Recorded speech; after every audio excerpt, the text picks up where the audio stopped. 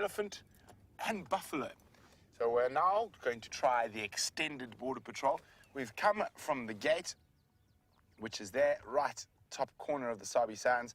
We're going to be turning around and going back behind us and doing first the northern and eastern boundaries of Djuma before heading towards Cheetah Plains, attempting the boundaries of Cheetah Plains before heading back and trying to do the outside of the Arathusa boundary.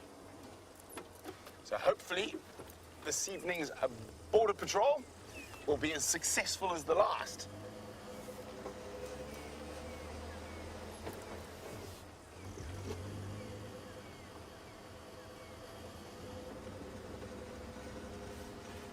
It also does give us a good chance to check if anything's come in or out of the reserve during the day. It has been quite a cool day at the moment. It's warmed up a bit. It's about 28 degrees Celsius, 74 Fahrenheit. And hopefully we find a track. Of course, border patrol by any form of potentially wonderful sighting. So fingers crossed. So while we continue on our border patrol, let's go see what Sam's got.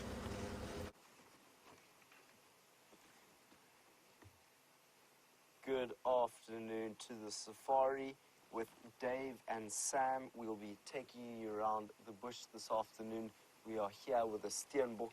As you can see, it's a male steenbok with the horns there. We've been sitting quite quietly here for 2 minutes, and it's slowly but surely come closer and closer to us. So very, very excited to start our drive with a steenbok, and it's great to start with a steenbok because we are able to listen to what might be around us at the moment.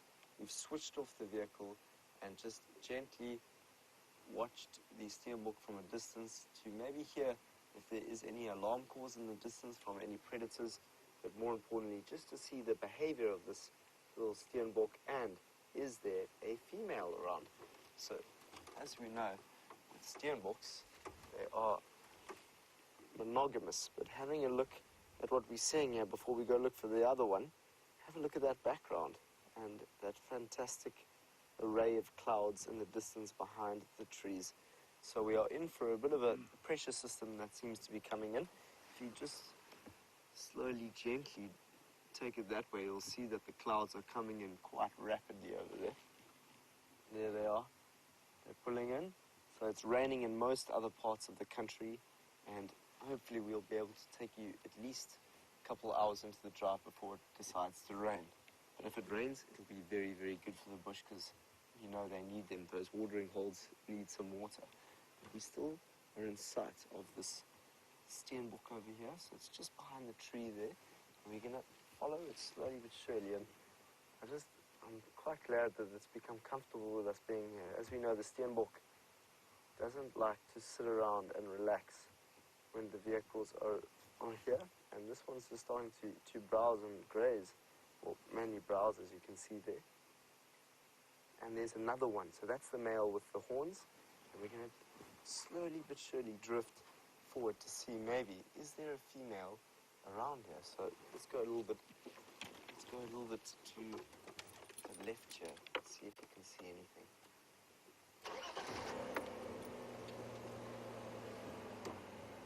There's our male steenbok. Is there a female out here with him?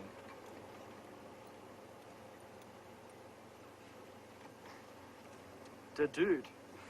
It's a cool name. The dude. What time is it in South Africa?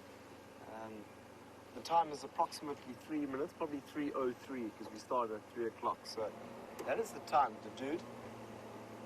3:05. Thank you, Rebecca. Rebecca just let us know. So that is the time. Just looking here to see if there's a steenbok, and we know what predator loves to eat a steenbok. It is a leopard.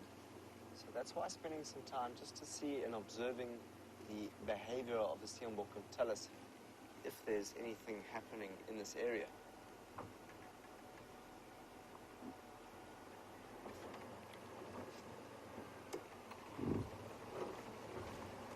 James Richards got quite a list going there. James, I really do want to find a jackal. I know that I've said that I've wanted to find jackal. I don't even want to talk about jackal anymore. I'm not going to talk about it until I see them. But I have been going into the areas like Arathusa and the many places that we might find them. So we'll drive towards the airstrip a little bit later to see if we can catch up on on a jackal. But we know that Brent is basically circling the perimeter, and Brent is fantastic on tracks. That's the way in which he likes to find his animals. He's going to be going around the whole perimeter. Let's go actually see what's happening at Treehouse Dam. This is where we were earlier, having a look here, 2 buffaloes. And James and Aaron, if Aaron's also there, and any other viewer that wants to build the bird list, we'll see what we can do this afternoon. I know Dave's the cameraman, so whenever I'm on a vehicle with Dave, we just spot things. I don't know how it happens. Well, Dave's just got really good abilities to see into the distance there. So not only is he a great cameraman, but he's a great pair of binoculars behind me. Got a good camera. So we should see what we can find. But just to let everyone know, I looked up and researched the thing on the whiteback vulture last night, and it will be on my page on Facebook, the Rewild page. You can look up and see what information I found on the vulture last night. There was 1 or 2 questions. And even that thing that we spoke about this morning about monocular and binocular vision, I've posted something there just to give you a diagram that helps you understand what monocular and binocular vision is. So thank you for all your feedback that I get online from you. It really makes a difference to both the learning of us out here. You know, it's fascinating. It really is fascinating. So when we were here earlier, there was quite a few tracks of elephants. There is tracks of elephants going down to the watering hole. So we might just be in for some elephants. So there don't seem to be that many. Came here the other day and there were so many tracks of elephants pretty much everywhere. Huge breeding herds, and I don't know how Brent saw 2 breeding herds of buffalo this morning. I didn't see, we just saw those 2 buffalo, hey? And I bet you they're probably still in that watering hole. They didn't look very comfortable with each other down by the watering hole. The other one was telling the other, please get off my land. So we're nearly there. Hold on tight, we're gonna come round. Maybe there'll be a ground nesting bird, a water bird that we might be able to locate and see and get those bird lists going. It is going to be tougher filling in the bird lists as we go into the winter season with all the migrants leaving, but that just makes it that much better. There's a lot of dung in the road here. Always got to be careful of riding over dung because there might be some beautiful looking dung beetles in there.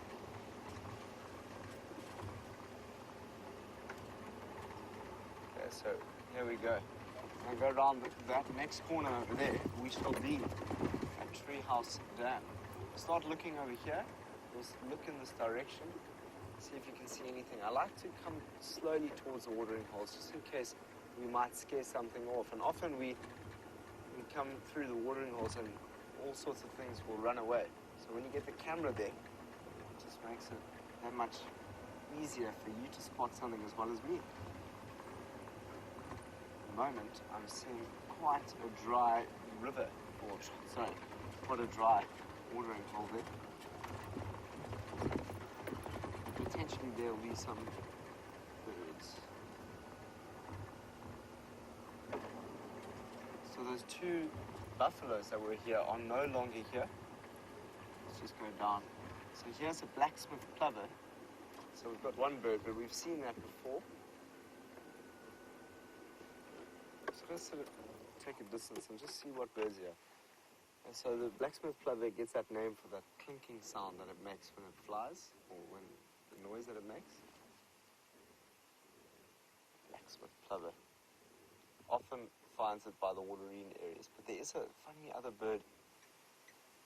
It looks like there's another blacksmith plover, but you'll have to find. Dave, I'm going to get you in another position where it looks like it's laying an egg. Well, it's not laying, it's lying on eggs. So, let's see if I can get you in a position there.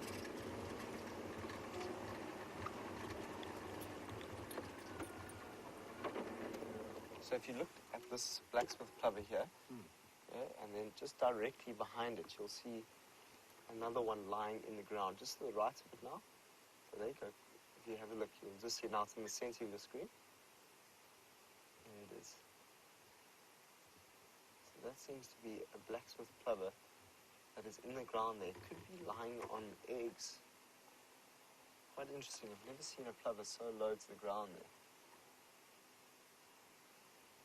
Interesting. Could very well be. So that's also, you have to be careful going off-road because there's a lot of birds that will be ground nesting and they'll lay their eggs on the ground. Sometimes there's the possibility of riding over some eggs, so you've always got to be careful. Let's just see what else might be down by the watering hole in terms of birds. Another river that, please Dave, go down to the left of the water hole there. There's a bird walking through there.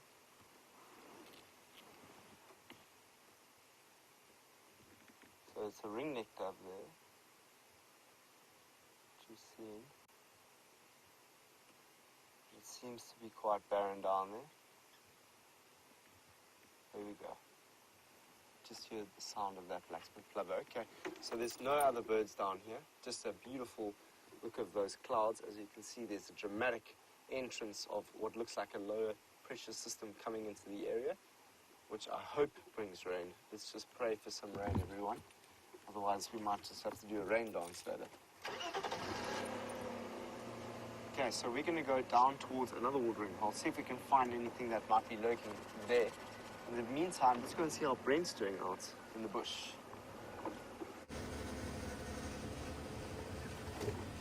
So far, boundary patrol is proving quite quiet, but it is early days yet.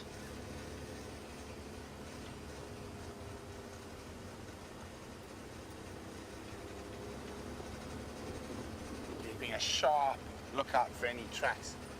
So the Nkuhuma's crossed into Torchwood this morning, but only a single Birmingham and a single lioness, which they think of from the Djuma Pride, were found. So who knows where the other 4 ladies might be.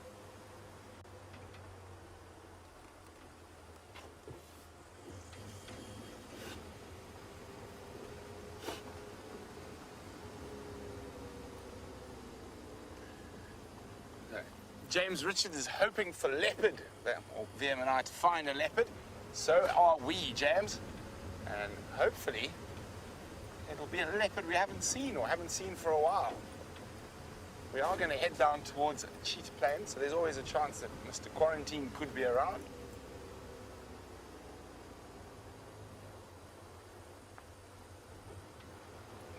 Now, when it comes to the lion front, there was a big breeding herd of buffalo on Cheetah Cutline. I'm hoping that might have pulled the lions back. Well, we will see.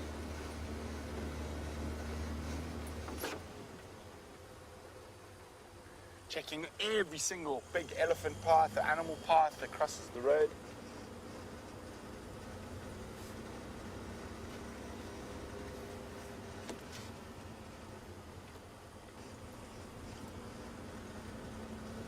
One of those strange days with weather. It's been cold, then warm, then cold. I think it's going to get quite nippy this evening.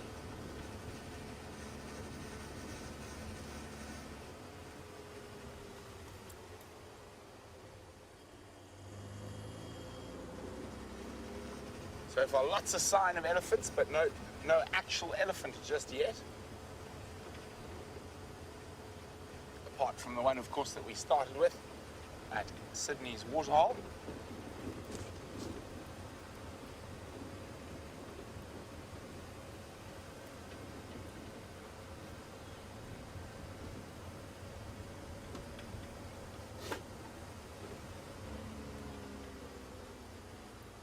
Now, I quite often find tracks of a male leopard in this area that are normally from that unrelaxed male called Djuma.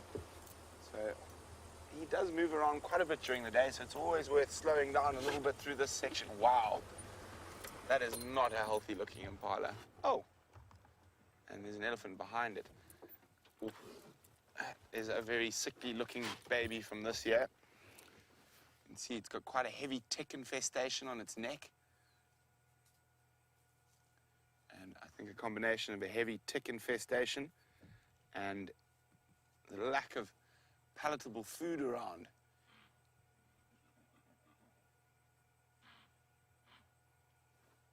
You can hear the other impala not too far away.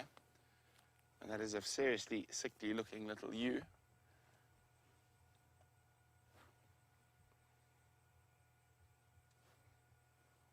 Just roll forward a bit.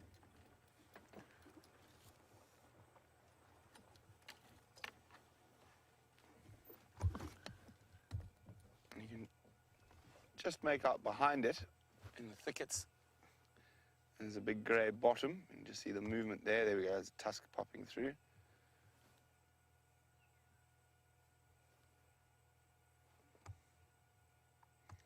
There we go. Probably going to be one of the first victims of the drought.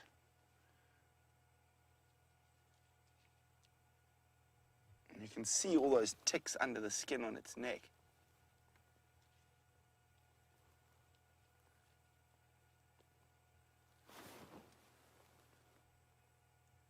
Shame. Poor little female. You can see it's got a lesion on its side there.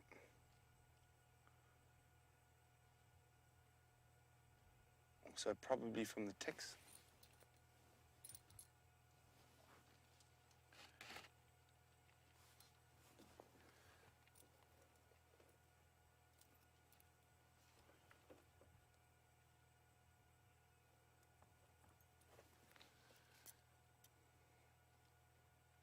And I know this is quite difficult for a lot of people to watch, but this is nature.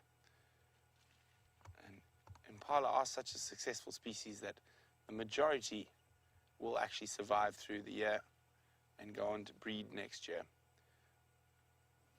But unfortunately, I don't think this little female is going to make it. And the elephants are moving further into Buffelshoek, so we're going to keep on border patrol. But it's worthwhile knowing that there's an impala in not too good a shape in this area. Definitely worth checking around. That's a prime candidate for a leopard or a lion to grab.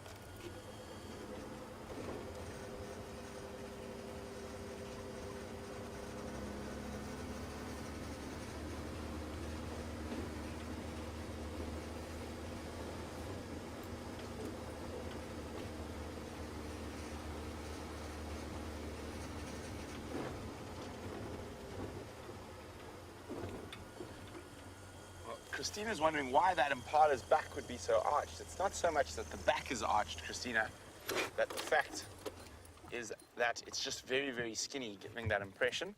There we go, there's a big herd of ellies around here. It's coming up on the right here, Ben. Hello, madam.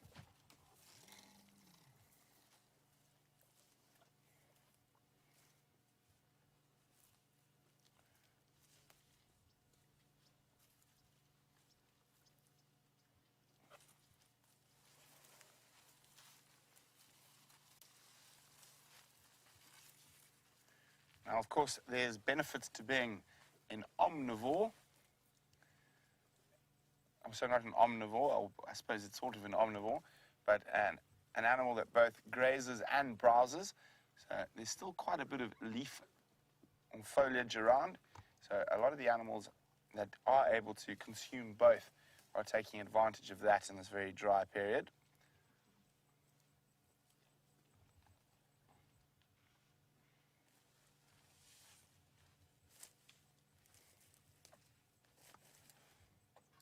Out all the little acacias there. And there's quite a few more off to the left.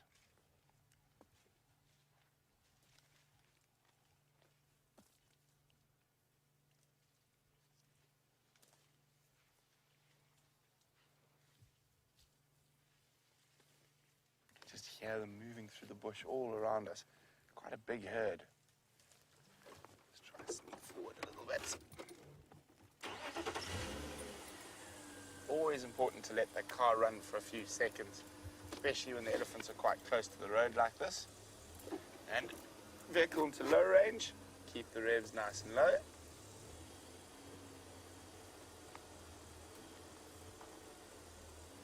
Look, this is a massive herd. They're spread out far and wide.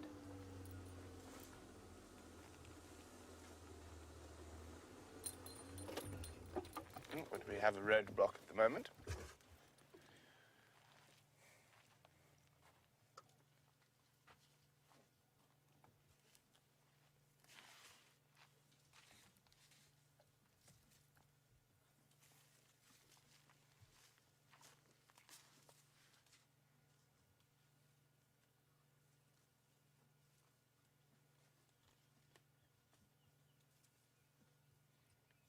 Now, there's probably 60 or 70 elephants around us.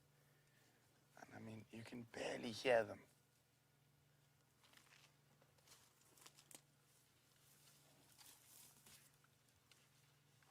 Just the odd break of a branch.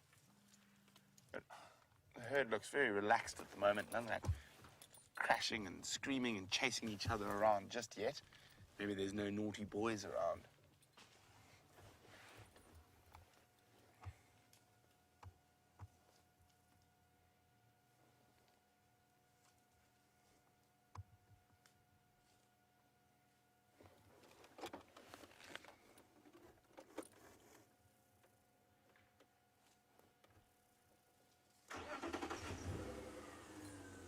Sneak a bit further to get a better view.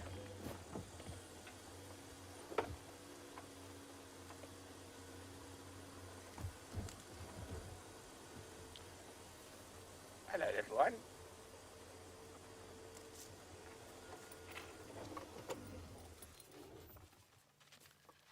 Oh yes, very scary.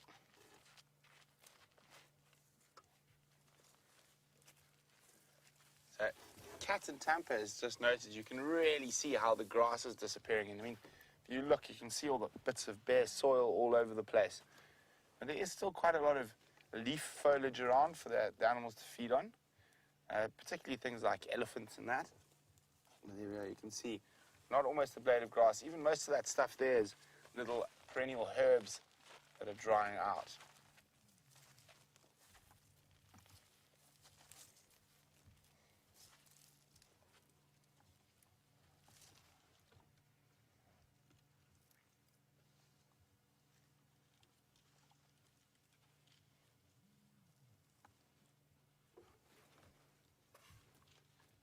You can see that red thorn on Acacia gerardi there that has been kept very small by the elephants. Oh, look, looks like a bit of a game going on beyond there, with that little one over there and the crickets.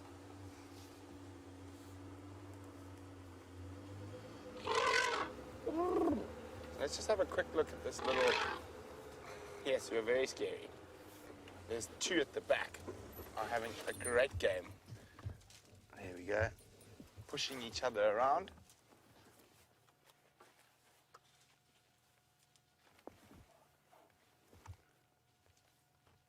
Oh, that game looks like it's over. Or was the... Oh, look at the little one at the back. He was attacking a tree earlier, practicing with his trunk. There we go. The frustration of not being able to grab it. I'll just put you in my mouth and chew you if you won't break.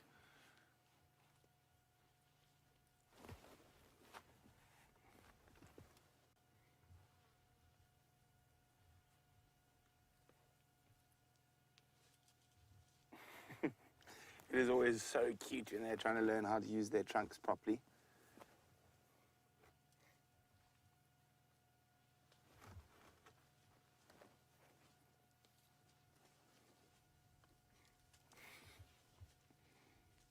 Having much fun.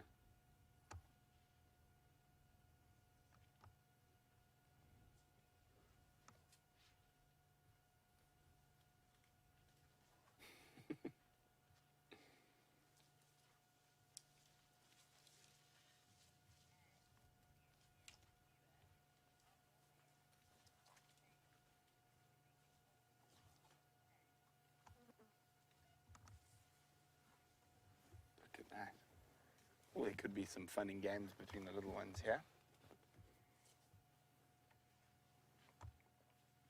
How small the one in the middle is, you can't even see it between the two others. There we go. And you get sandwiched between.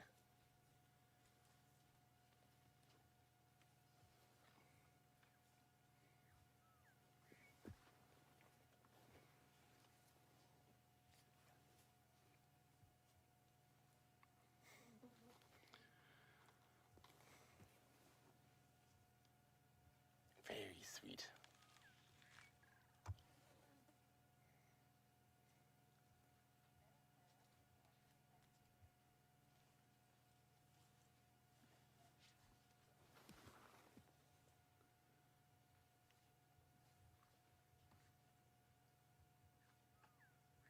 I'm still trying to use that trunk to pick up things, but still too young to have mastered the art.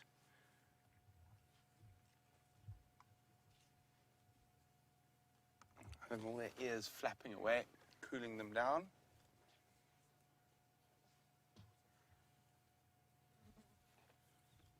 As we look, and we've got a couple of elephant bottoms facing us. And Pan, who's a new viewer, a big SafariLIVE welcome to you, is wondering, do an elephant's tails change as they get older? Well, certain individuals have more hair on their tails than others, but they don't really change, they just get a bit bigger. And of course, it's very effective fly swat. There we go. And if you have a look at the little one, almost exactly the same, just a little bit smaller.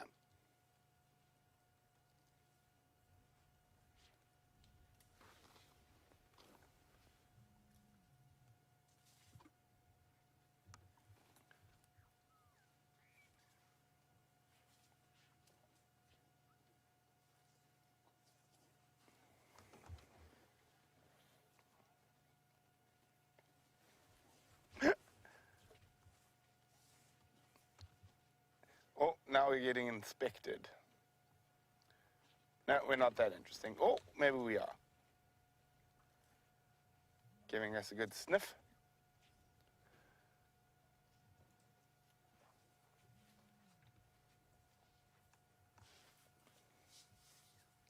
Yes, you got that branch. Well, you can't hang on to it there.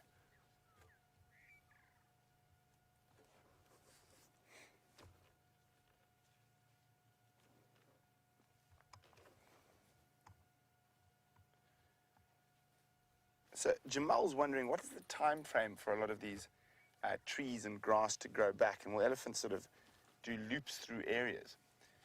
They will, but a lot of these, the grass is definitely not going to grow back till end of the year, in the wet season. And the same will be said for quite a lot of the different tree species. But the trees do have defenses against animals like elephants as they feed on them.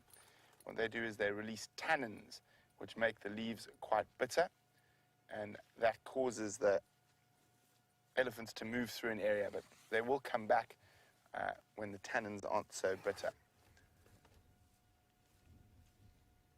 Still very curious about us.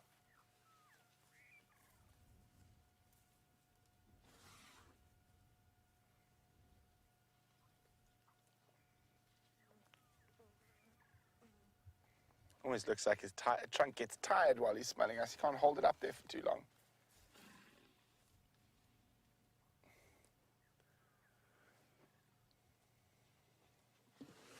Oh, here comes the charge. Now what? We didn't run away. Yes, but you are very scary, mister. Get back to safety. Safety in numbers. Isn't that just cute? Very common little elephant bull behavior. Just reminding us that he's really big and strong and we should be petrified if he charges us.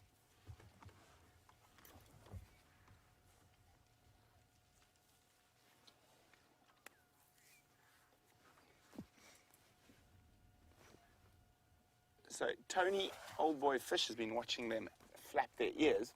He's wondering, is it still that warm over here that they need to keep cool? It's about 74 Fahrenheit, 28 degrees Celsius. So it is warm enough, and they are out in the open. They're not sort of sitting in the shade. and they do use a lot of energy breaking and feeding. So they do often, even when you wouldn't expect them to need to cool down, and they will flap their ears and cool down. Oh, there goes a low-felt albizia into the mouth.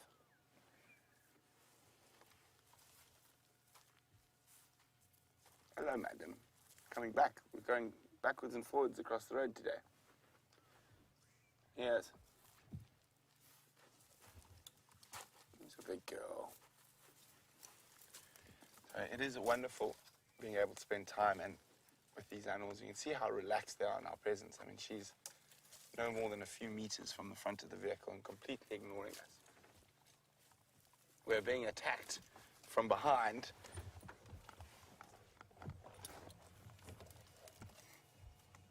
Oh, we got snuck up on. That little guy went round our back. He's trying to sneak upon us through a bush.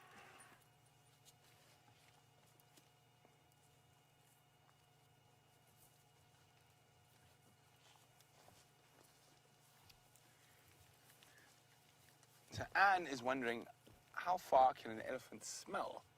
And obviously they've got that wonderfully big nose. I would guess that for a couple of kilometers, Anne, and they also got hearing. They can hear the low communication rumbles between elephants for up to sort of 20 kilometers. So they do have an incredible sense of smell and hearing. And their eyesight's not too shabby either. But we've got to keep on our boundary patrol. Let's leave these eddies be.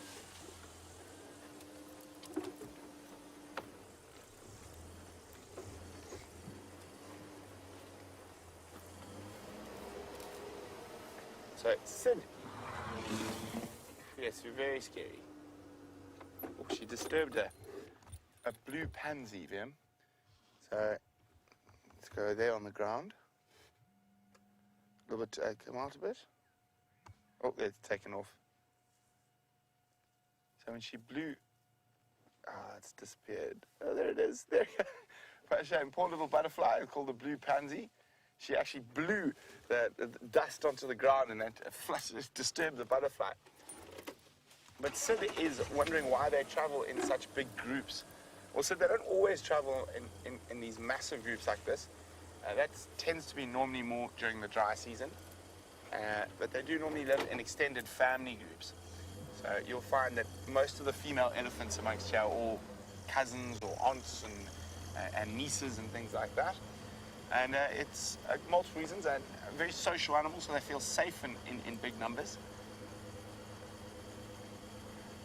Particularly with the dry season coming on, they do tend to be a little bit more stressed because of lack of food and water and bigger distances they have to travel between the two. But normally I think it's just for comfort. They like being around other elephants, same as people like being around other people.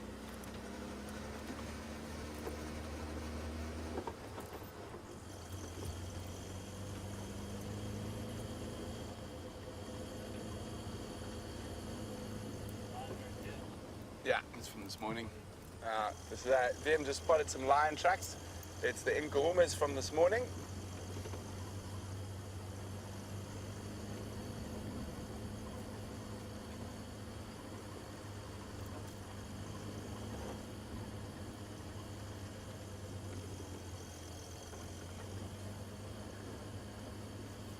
So Senior Gold's wondering if all those little calves we saw there will all belong to that one cow. Not at all. They're close enough in age that they would all belong to different cows. So it's going to be a few years before an elephant will have a baby. So it normally waits till they're quite a bit older, sort of 6, 7 years old, before they'll mate again. So those will all belong to different cows. But they'll move throughout the herd, not only staying very close to mom all the time.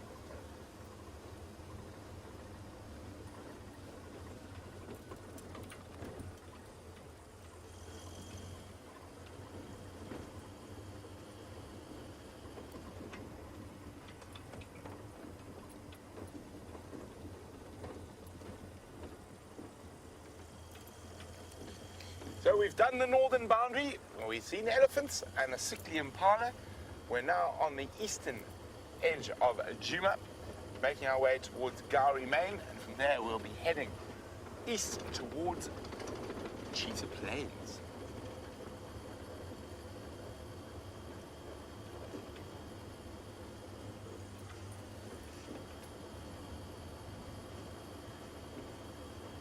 While we continue our search of the extremities of our traverse zone, let's go see Sam, who's in the west.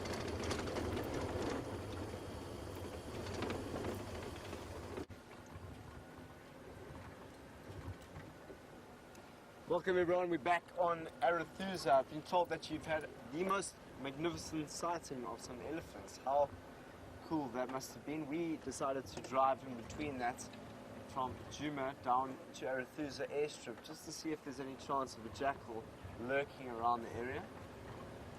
As you can see, let's go this way. Let's go reverse. Let's see if we can find anything. James Richard earlier said that he wanted to find zebra tracks. We're also seeing if we can find a zebra, if not some tracks. These are also so the best chance of seeing a zebra at the moment for us is here. So we're looking in this area to see if we can see anything. Have a look in the horizon there. As you can see, it's a nice big open area here on Arethusa, and you can see that front that could be coming through and giving us some rain. Hopefully there will be some rain a little bit later. It'll be exciting if there is some rain. And you know what? I really do hope there's going to be rain. I might just try and do something to help the rain come. Okay, have a look in every direction, see if there's anything out here. Doesn't seem like it. Let's take this road round. Potentially there's something just lurking around the corner. So we were here yesterday, myself and John Ray, tracking a leopard into this thick drainage, and then all of a sudden it went off our property. So this is anywhere further that way. I think, or it's Hoffman's or another property over there, so we can't drive there.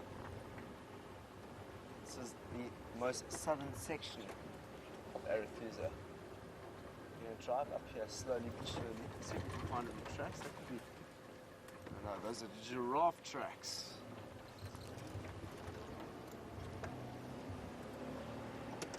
In the tree over here, you can see there's a red-billed buffalo weaver nests. There's 1, 2, 3 of them. So the same nest that we see at Buffelshoek Dam, you can see in this old knobthorn over here. They make very, very, very big nests.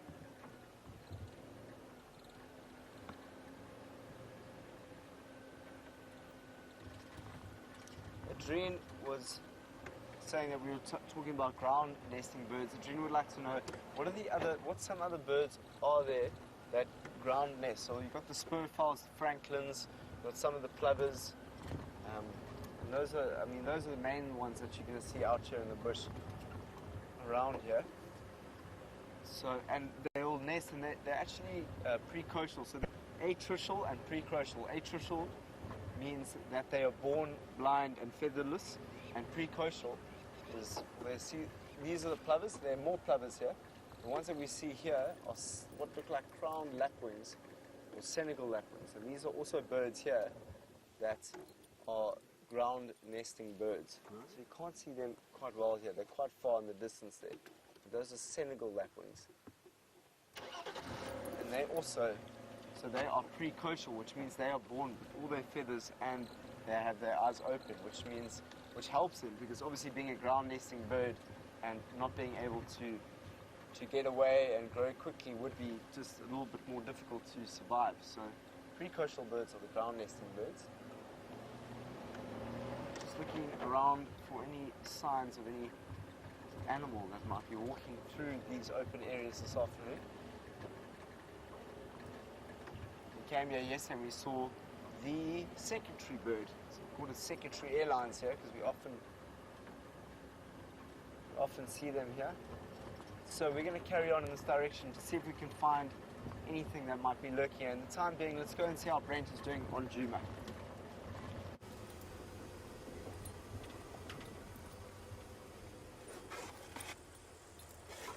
It's been A lot of elephant activity here as well. I don't think it's the same group. We just see tracks everywhere. But we're still on the eastern edge of our traverse zone. And unfortunately, no tracks of kitty cats just yet.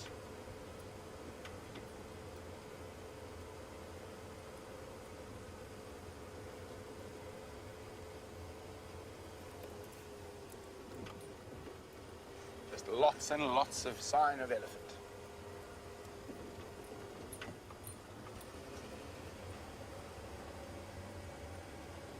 What's that up ahead there, Liam?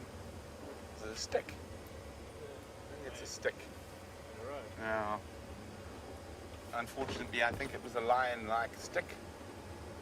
We'll see when we get a bit closer.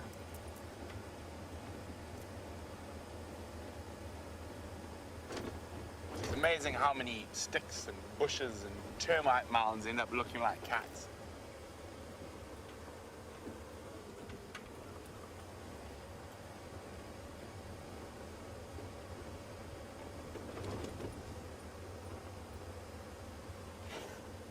So we were chatting about Djuma, which is a male leopard that's generally more to the north of us.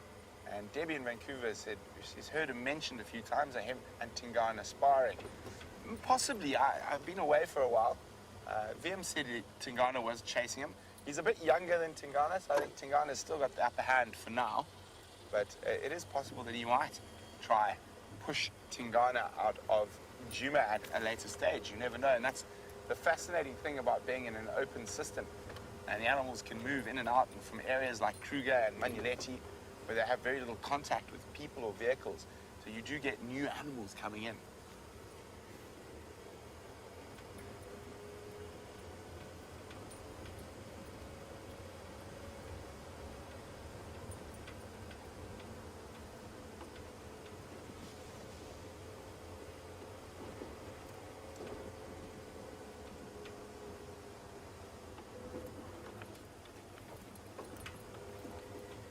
WildEarth Gertie would like to know, would a predator still want to eat that impala that was looking so sickly? Most definitely. It's a nice, easy one to catch.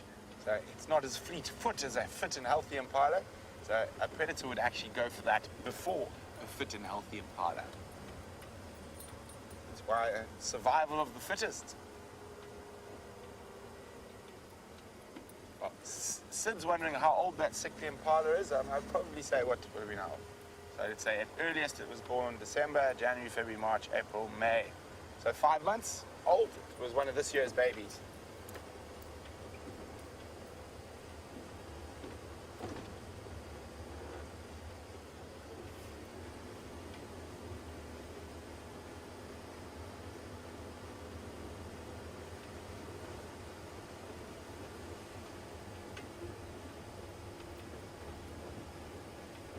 There's a buffalo, or a breeding herd of buffalo. Now, I'm pretty sure from the tracks and that what we saw, this could be the same herd the Nkuhumas were chasing up and down last night.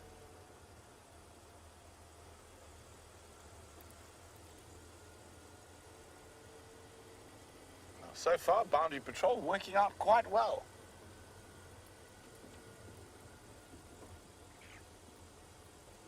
Hello, Flows.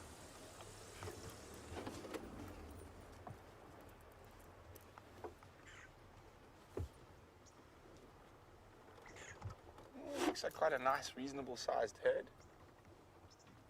Around 100 or so.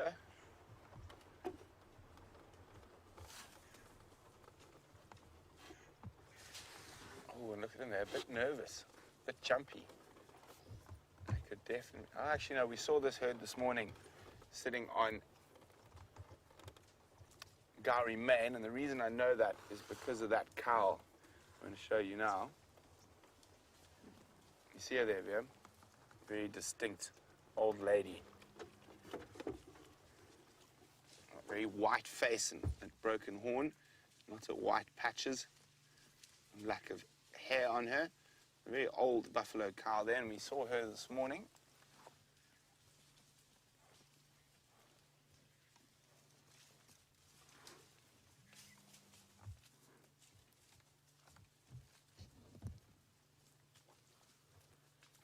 nice big dominant bull to the right, giving us the evil eye.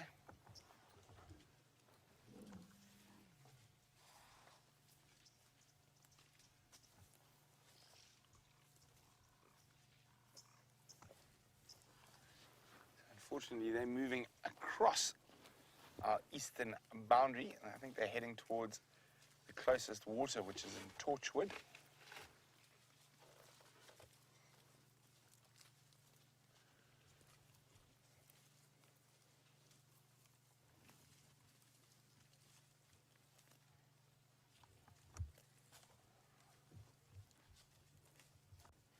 So Deb is wondering, how big is the reserve we're in? Well, Deb, that's a really interesting question. It's actually multiple reserves. So we'll start on the small, and where we are currently is Djuma Private Game Reserve,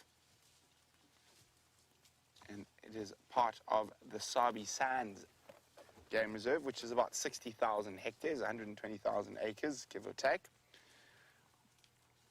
But we are part of the greater Kruger National Park, so a massive unfenced area, including a lot of the private reserves here on the western side. And then from there, we are part of the greater Limpopo Transfrontier Park. Quite a mouthful, but it is around 10 million acres of unfenced African wilderness that the animals can roam in. Of course, there are human boundaries so for example, we are allowed to drive on this side, but not on that side. But the animals, as you can see, are allowed to go where they please.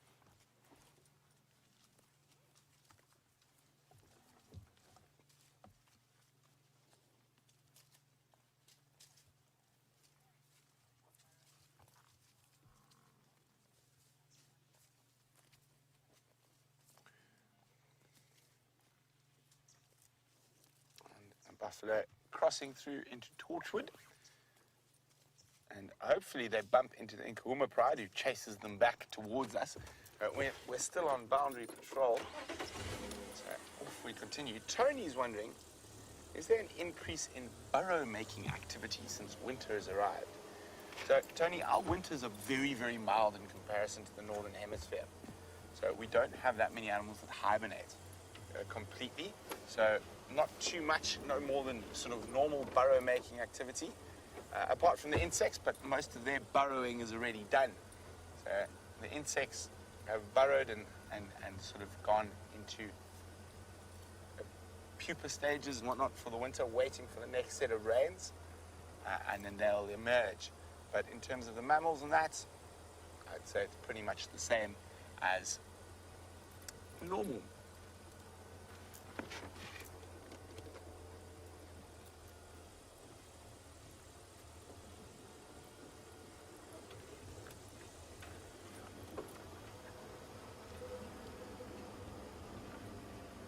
So Tony's wondering, we saw that female buffalo with a broken horn there, and Tony's saying, well, females don't fight. How would she have broken that horn? Well, Tony, they do fight, just not nearly as seriously as males. They'll jostle, and also sometimes those horns get broken when they're trying to defend themselves against lions or run away in a panic. If a big herd of buffalo stampedes, that's when those females generally tend to break their horns. Just got to call that in for the other game drives. Large clumber of Nyari, mobile east into Torchwood, about 150 meters to the north of the junction with the Gari Main Cheetah Cut line.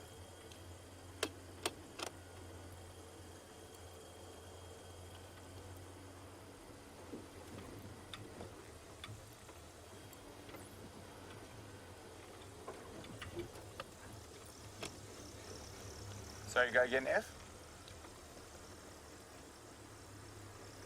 Affirm.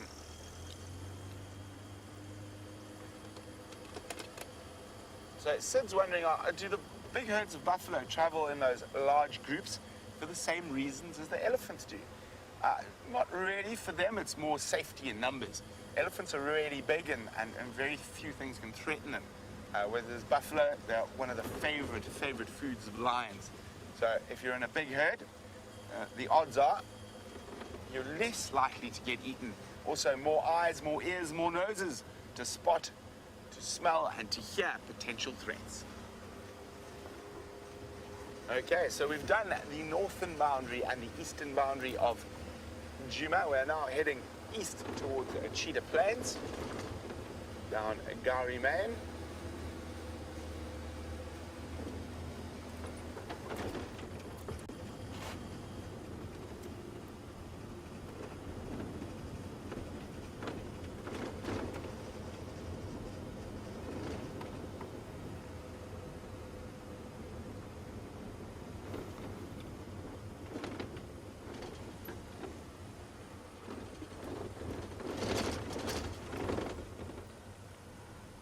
I haven't been to Cheetah Plains in about 3 weeks. So it'll be interesting to see how much it's dried, how much it's changed since I was last there.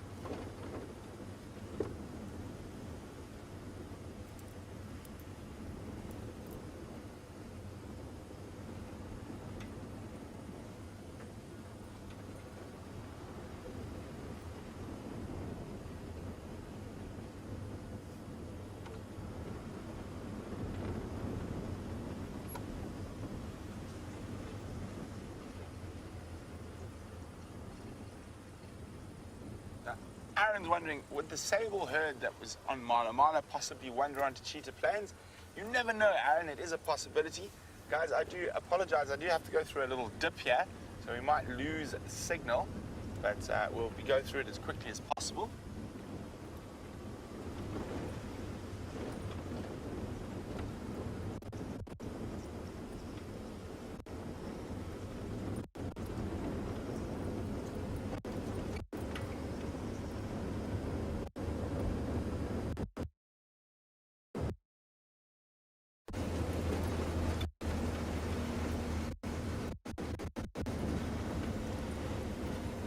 There we go, back through. Hopefully he's still with us.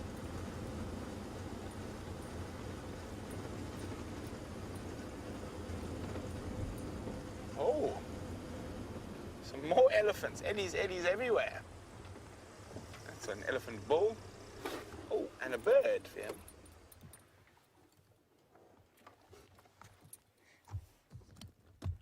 Oh, we get there. I think I know what bird it is from at this distance already. Yes, there he is. A bateleur. And it sounds like another big herd of elephants around here.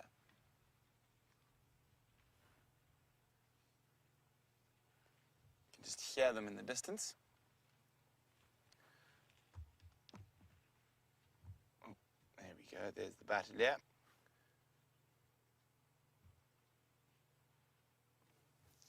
Always pays to double check when you see a bateleur sitting like that at this time of the day. And they have incredible eyesight, and they're often the first to spot a carcass, even a leopard carcass in a tree, and just having a quick squiz in the trees around. But unfortunately, doesn't look like anything there.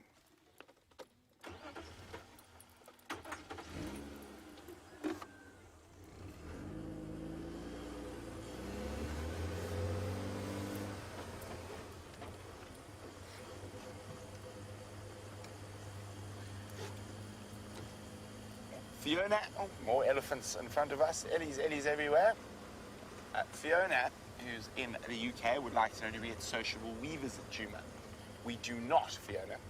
We do have weavers that are sociable nesters, but not the sociable weaver. The sociable weaver occurs in the dry, arid west and northern areas of South Africa, and far more dry than we are here. So our sociable weavers we get Villatine weaver, lesser mast weaver, and the most common in this area, the red-billed buffalo weaver.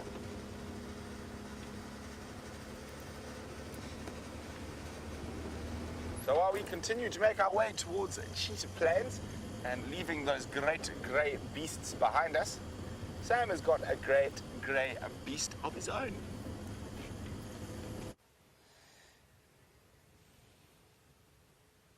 Brent is off to Cheetah Plains, and myself and Dave are here by the watering hole at Arethusa, As you can see, there's quite a large hippo that's in the water here, and this is where Jamie saw the young hippo, so we came to look and see if that hippo is here this afternoon. But just as I was sitting here looking at that hippo, I noticed a bird that I haven't had on my bird list yet. So if we look into the foliage here, we can have a look at an African jacana. So that's a new bird for my bird list. I'm not sure if that is one for many other people, but it loves to be in these areas. When I was training as a game ranger, I used to spend a lot of time with the African jacanas, and ooh, the hippo just looks like it's submerging. Let's go and have a look at what that hippo is doing. So it's literally put its whole head under the water. It's quite fascinating to see that. Holding his breath. What is he up to? There's no bubbles coming up. Oh, I just saw a bubble come up just as I said that. So the hippo is going to be lying up in this watering hole for most of the day. But let's quickly, just while we're talking about the bird,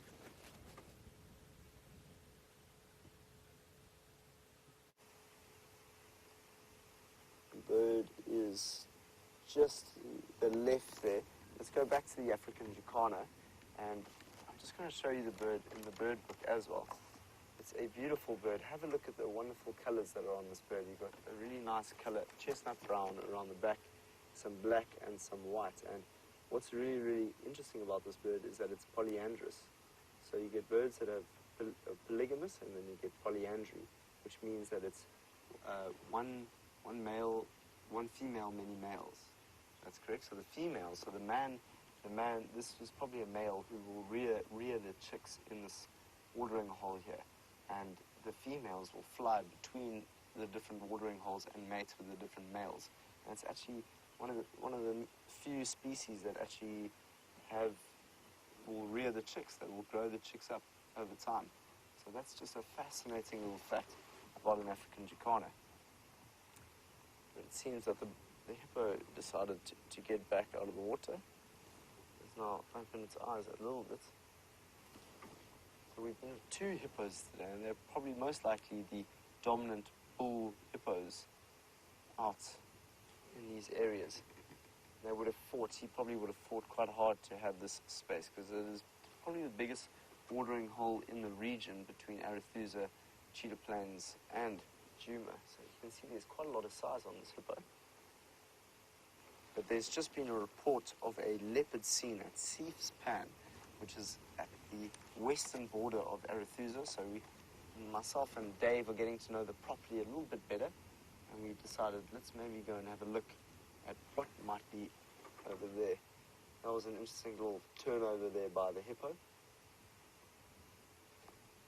Not moving to there, so he'll probably be relaxing in this watering hole until much later this afternoon, even up until this evening, and then we'll come out and start grazing on some of the foliage around this area. But I'm not sure if the African jacana is a new bird for your list. It's certainly a new bird for my list. Let's see, that's one for the afternoon. Let's maybe see if we can get 5. How does that sound, Aaron and James and all the others that are trying to build them?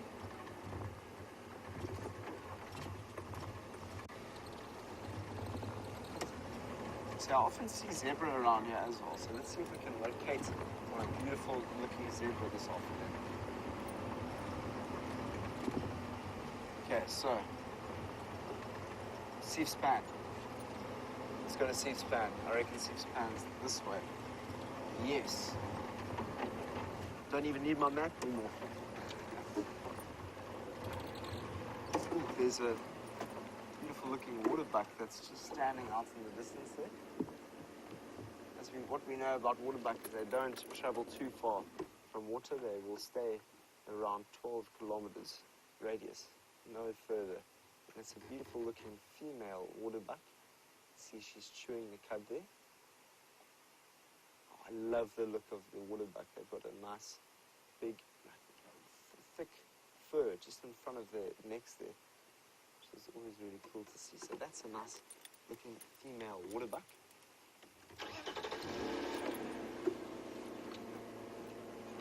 Ooh.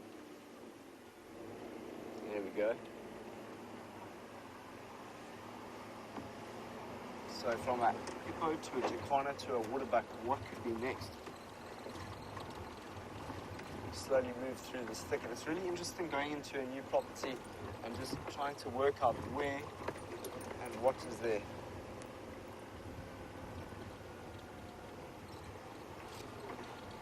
Okay, so we've got also an impala that's now walking through this thicket here.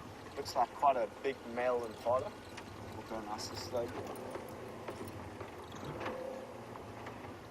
You know that we've seen quite a few impala that have been going through the rut. Ooh, it's two females. So I just noticed two females. Let's see what kind of behavior they're displaying. They look very relaxed there. Have a look at you. Look at these. There's the male. He just came around the back. So I did see the male before. He's a really, really good-looking male. He must have had quite a bit of dominance between the others in the bachelor group to be able to look after this harem of females. As I said, it's still going through the rutting season, which means that they are more likely to be preyed upon by predators such as the lion and leopard.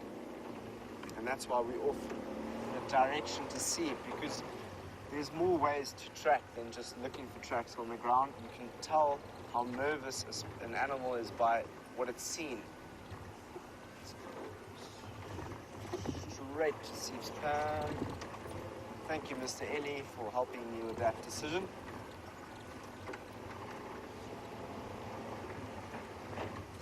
The behavior of animals can tell you so much about what's actually going on in that region. So what we've noticed there is that there's quite a few grazing buck that are walking around this area that look quite relaxed.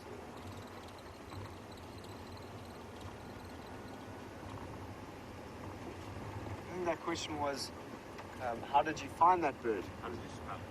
How do you spell it? Oh, yes, okay.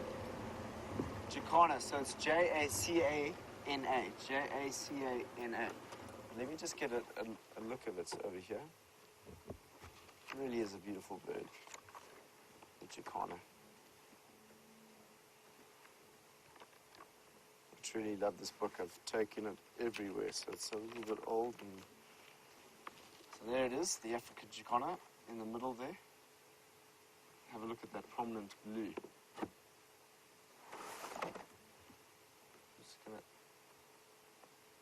So it is one of the only species where the males carry the young. And what's quite funny is that they put their young in between their wings, the males. In between those wings over here, you'll find the little feet of the Jacana underneath those wings as he runs across the lilies. And it often looks like blue spaghetti coming out of the back of a male Jacana, which is very, very cool to see that. So that is the male Jacana. And the defense of being able to be on the waterine areas when that male's looking after the eggs in that area, it protects them from a lot of other species that would eat those eggs. I mean, of course, it opens up to other species that will be able to get to those waterine areas. But if you can imagine, anything that's above water or on water is a little bit more protected than those that are on the land. Much like a weaver's nest. A lot of weavers will place their nests above water, which just makes it a little bit more safer for them.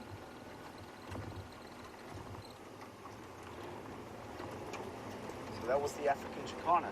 That must be close to number 50, where I've been able to describe and talk a little bit more about my birds. What is that for you then, Dave? 42. Dave's on 42, he's doing well.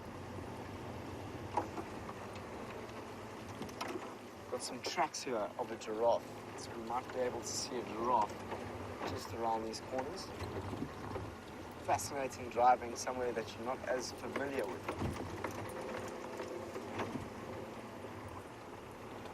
Vegetation is just slightly different. You know what? I've said it. I've said I really want some rain, so I'm going to do something that's out of my comfort zone. Everyone said that you know, doing something that does a little bit, maybe it will bring some rain to us out here in the bush. We don't know. Last time I was with Dave and I was with James, and I said, please can the rain, well, James said it, please can the rain come? And he said, Dave and Sam, will you come out and jump and have a little dance? And I got up and did a handstand, and it then rained that evening, and I can just see the thick clouds coming out over here. So I'm just going to do a quick handstand to see if maybe that'll help the rain come out tonight. So I'll do a little dance.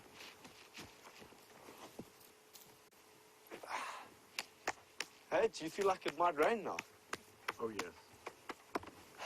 That's nice as well, just to get out and get the blood flowing, and hopefully that rain will come, because those watering holes are drying up, and it's just going to make such a difference if that rain comes in. So that was my little handstand to try and get the rain here. I might not be able to do a lion roar, but I can stand on my hands and hope the rain will come. Let's carry on.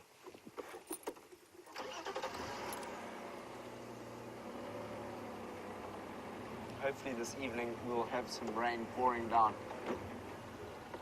It's so funny, I came on my interview and I did a dance, and then I just did a little handstand, and then it rained the next day. So everyone was like, maybe that could have been your handstand that helped the rain come down.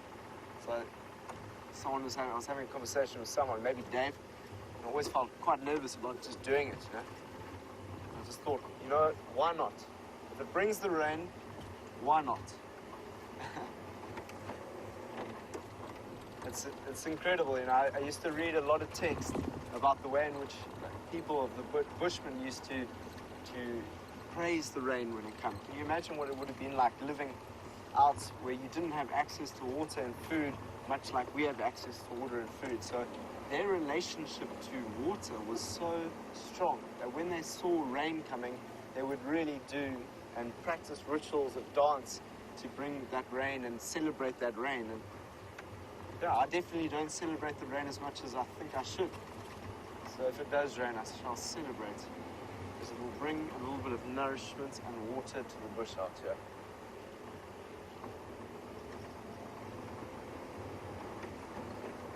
And do you know what it'll also do for our game viewing? We'll be able to see a few more herbivores that will come down to the watering holes. Just at the moment, we've come across another animal that's just in front of us here. It's a wildebeest.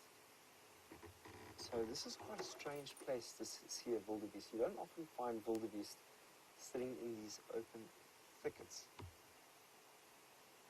They like to be in the big open areas, grazing on the short grass. So there's not one there. I think there's more. There could be a herd of wildebeest. Let's move a little bit slower towards these wildebeest and have a look at what they're doing, what their behavior is like. In the distance, I can hear a rutting impala.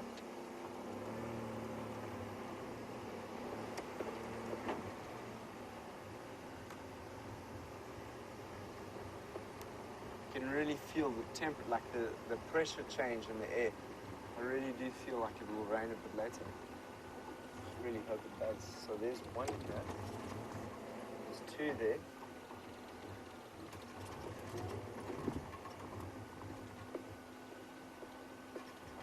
So there's not just one, there's two, there's three, there's four. This is a whole herd of wildebeest. So let's go a little bit slower and have a look at them.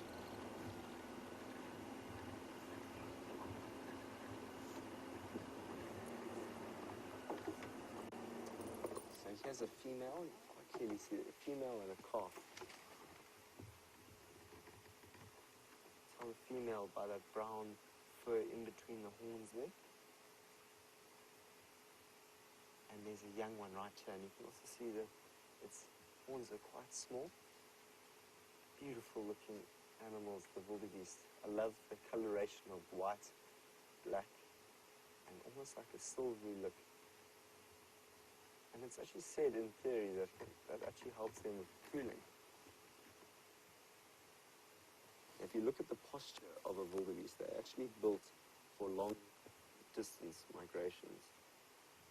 So that if you watch the way they run, which hopefully you might be able to see one day, you'll see that their head is leaned forward in a position where they can take a run. You know? Look at the way in which the back is arched, and not run fast, but to run and endure long, long, long distances.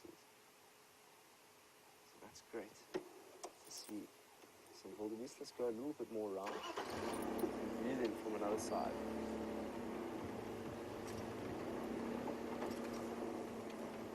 So it's really quite a large group.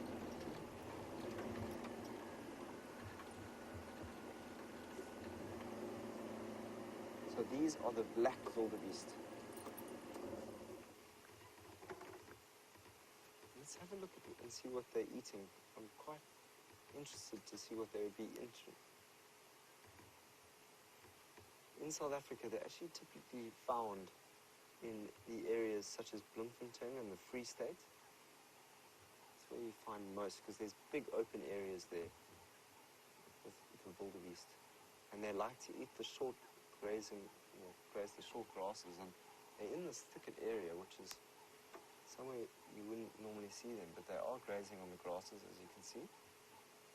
Can't see much there, though. I'll get you a better position.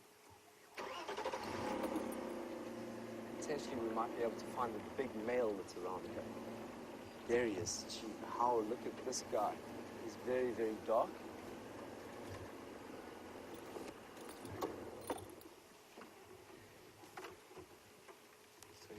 This one on the right will look like the dominant male here, and he's really, really, really beautiful. You can see those dark tail there. So he would have been courting these females into his area, and generally the male impala will be looking for the biggest or ownership of land that is closest to food and water. And so he looks like quite a strongly built wildebeest. Has been protecting his land quite well, and that's why he's got such a good looking group of females and youngsters with him. You can quite clearly see the coloration difference there. Truly, truly beautiful animals.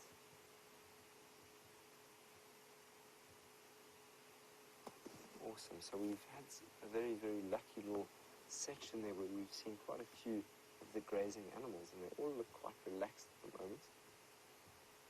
And there is the clouds in the distance there that might just bring that rain that we so badly want. But let's head on. Let's go a little bit further into the reaches of Arethusa and see, maybe can we find a predator this afternoon. We haven't seen a leopard on Arethusa before. It's much harder to find a leopard in an area that you don't know as well as what you're used to, but I need to become used to this area. I need to become familiar with it. And leopards specifically walk different lines. They scent mark pretty much in the same area, so they do trails. And once you get to know a leopard a little bit better, then you know kind of the trail that the leopard likes to walk. And so the more that you experience that leopard and see it and understand it, the more that you'll know, okay, maybe the Anderson male, which is the male leopard that's in this area, just south of this area, big male leopard, maybe he's going to pop out next to this marula tree. So in order to be able to experience these great beasts of the megafauna, we need to become a little bit more experienced with the land and them themselves. So we've seen that those antelope are looking slightly relaxed behind us. Maybe we'll hear something going off. There was signs that there was a leopard seen in this area at about 12 o'clock, and that's why me and Dave decided to come and work this area and see what we can find. We know that we've got binocular Dave behind us, who's looking in every direction. I don't know if it's dangerous Dave or binocular Dave, but he's, I think he's both. I like the second one.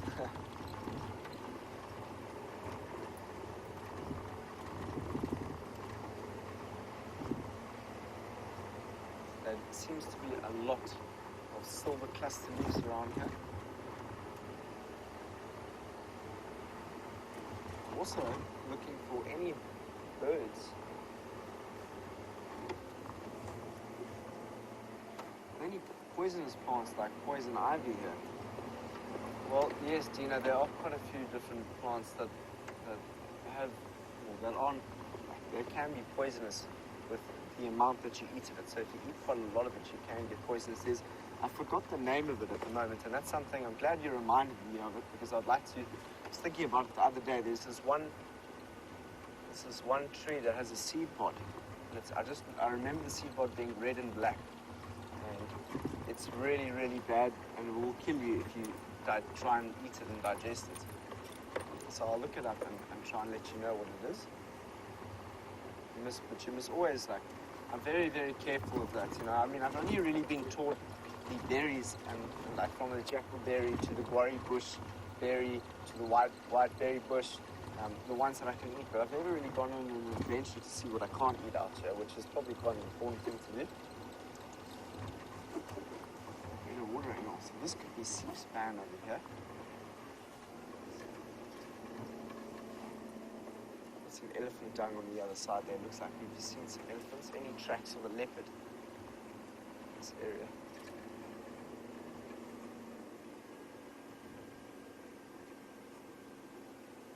This is where apparently a leopard was seen at about 12 o'clock. There's vehicle tracks that are heading off here.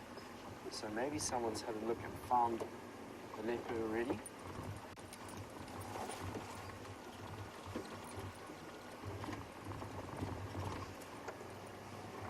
Just gonna go out. Oof, that was so loud. Ow. That was really, really loud. I'm just going to get an update and see if there is a leopard in this area, because I would love to show you the Anderson male. It would make me a very, very happy person. Let's go through to Brent while I go and see if I can locate on anything that might be down in this area. I'll see you now.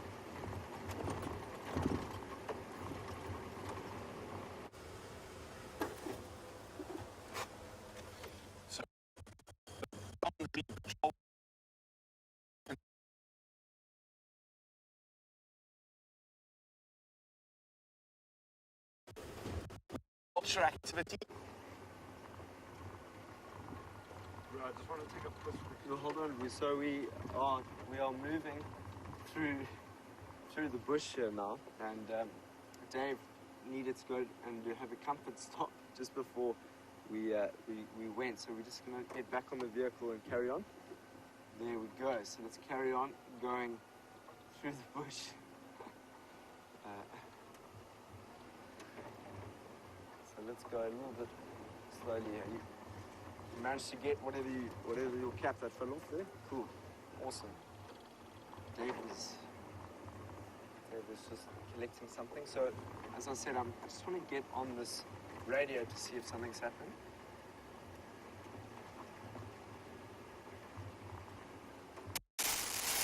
Stations up and down on Arethusa for the last.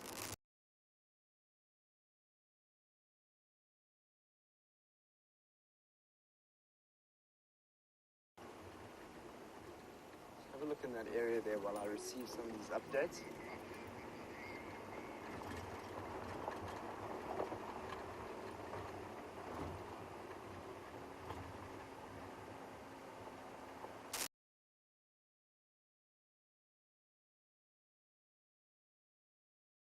Only lions that were found at the other property, so we've got nothing found at Arethusa here. So it's on us to see what we can find down by the windmills. As you can see, have a look in the distance there. It looks like it might rain this evening, if we're very, very lucky. You see that clouds, those clouds are building. Yeah, Zeus was up there and he just saw Sam dancing. Started doing some handstands and started to build some clouds. Now, I truly, truly love like going through folk tales and learning about the way in which some people were connected to their landscapes many, many years ago. I think it's fascinating, the relationship and the bond that people have had to their landscapes.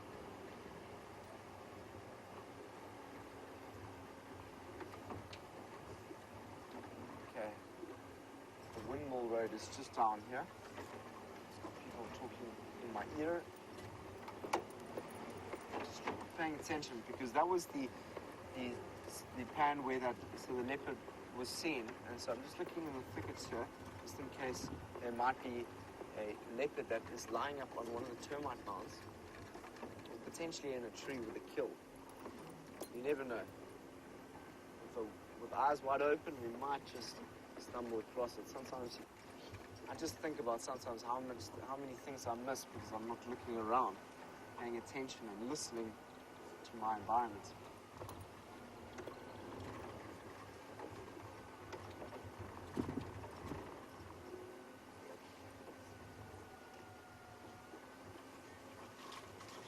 There we go. Laura would like to know how excited I was when I found out I got the job. Laura, it was a great moment for me. It really, really was, because I mean, I'd never done presenting before. Like, this is never ever been a presenter. My stepmom's been a presenter for most of her life. She works at the BBC in England, and so I came and did this, and I've only lived in the bush for a year, or 7 months, rather, at Londolozi, where I trained there, and then I left there and went to the Cedarburg, which is a very, very different environment. And so I only knew so much, and coming to doing the interview was, I can't even tell you how nervous I was. I didn't sleep both nights. Never forget, I just went out with Scott and Nikki and chatted about it, and they were awesome, man. They really helped me relax before the drive the next morning, and they just said, just go out there and enjoy it the way in which you would. It doesn't matter what people think, just go and enjoy wilderness the way in which you like to enjoy it. And I did it, and I really enjoyed the interview, and when I got told I got the job, I was both very excited and both anxious, because there's a lot I needed to learn, there's lots I had to be aware of, and learning roads, so I was super excited, and it was a challenge. It was a big, big challenge, Laura, and challenges are great. They push you straight out of your comfort zone. I was living in Cape Town, which is very, very far away from here. 2.5 day drive to get to Cape Town from here. I was living on the beach, surfing, and not being in the bush at all, So quite a big shift to come from that to this. But it's just been so fantastic, and I was super excited. So I know that was quite a long-winded answer to the question of how excited we were. But I was very, very excited. And I've got 2 weeks left here until I can go back and see the family and see all of them, and they're all very, very proud of me and glad that I pushed myself, and yeah, challenges are good for you. At the time they feel hard and you feel like you can't do it, but you just got to look within to find the power. There is a beautiful kudu. Wow. Look at that kudu over there. Oopsie. I forget with jigger has a really short clutch, so I have to be careful. Look at that kudu. Isn't that a magnificent looking kudu? There's a warthog. There's a warthog and there's a kudu. So if we just watch it, let's just view this huge kudu before we go to the warthog. It seems to me he might be looking at something. Yes, he is looking at something. Unless he tripped. He either tripped there or he's looking at something. Okay, we're going to go there now. Let's go there.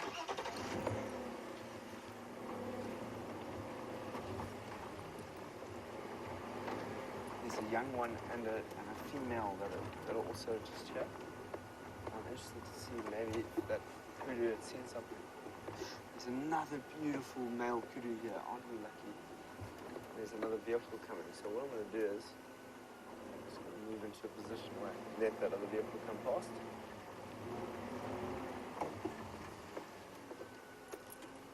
Sorry about that, Dave. You've got quite an angle there. I'm just waiting for the vehicles to come past us. There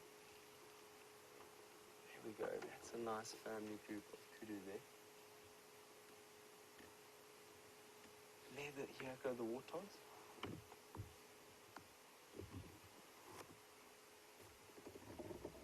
the area we've got another huge kudu there.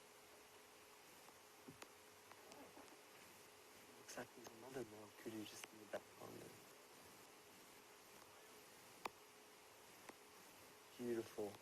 Look at that. If you want a screenshot, a picture of warthogs with one of the most beautiful looking kudu's in the background.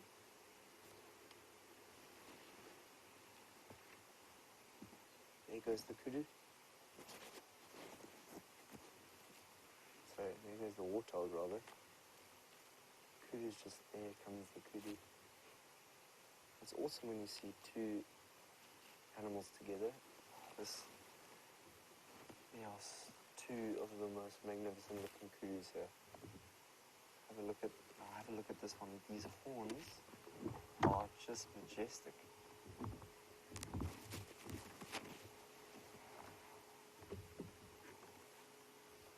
So, excuse me for this position, Dave. I know that it's quite slanted. Just waiting for this car to move past, but have a look at those horns. So these horns are great, but the ones I was actually pointing at were the ones that are to the left here on this male kudu over there. And they are 1, 2, 3. Look at that. Wow. This is incredible.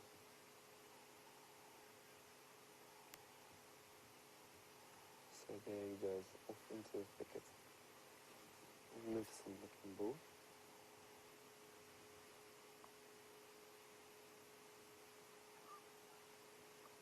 So fascinating when you come across a large group of kudus. So there was a female here as well, and a youngster. There's 3 large males. A young kudu and a female one.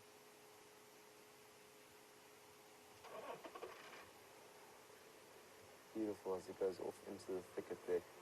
That's where they feel safest. Just going to let them through. We've got some other vehicles.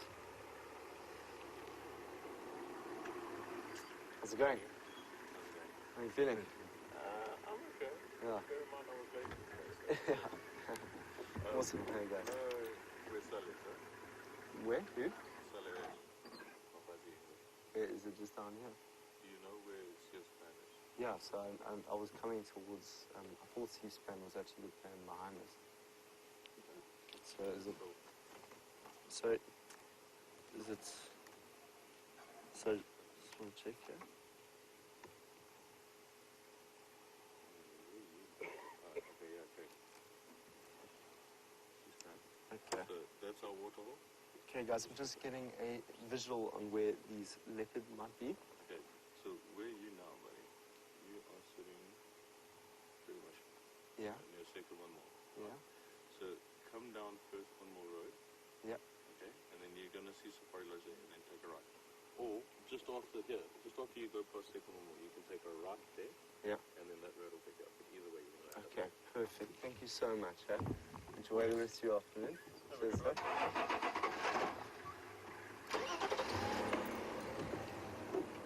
So we've just had some really good news. Please excuse me for having a conversation with one of the other guides there, but it was quite important because just learning about where a female leopard has been seen lately, and I really wanted to get you there. So the best way for me to do that was just to have a quick chat with our friend from Arethusa and see, because I don't know the drainage line so well, and this is the map I have, and sometimes it doesn't really give you the best kind of directions and skills, because it doesn't have the name of the pans. It just has a picture of the pan. Awesome, so we might be lucky enough to go and see a female leopard. How incredible were those kudus? There were 3 of the largest looking kudus I've seen in quite some time.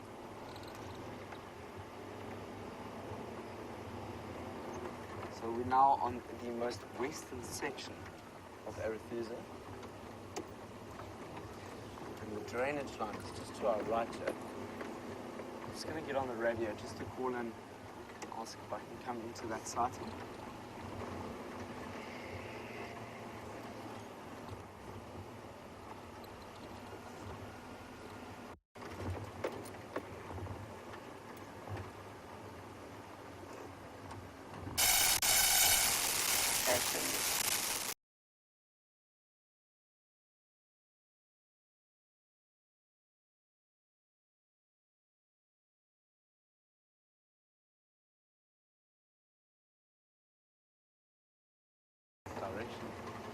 standby.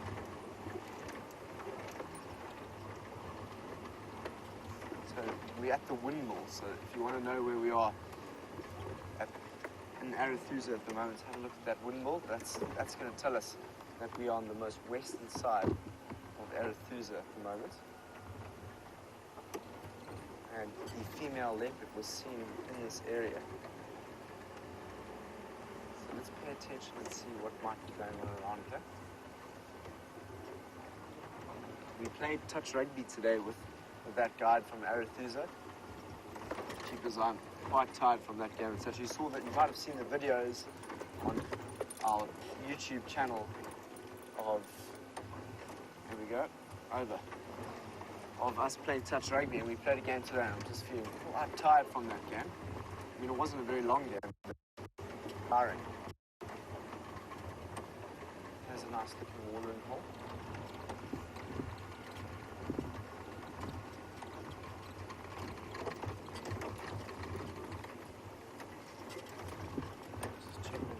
Be anything here on the watering hole.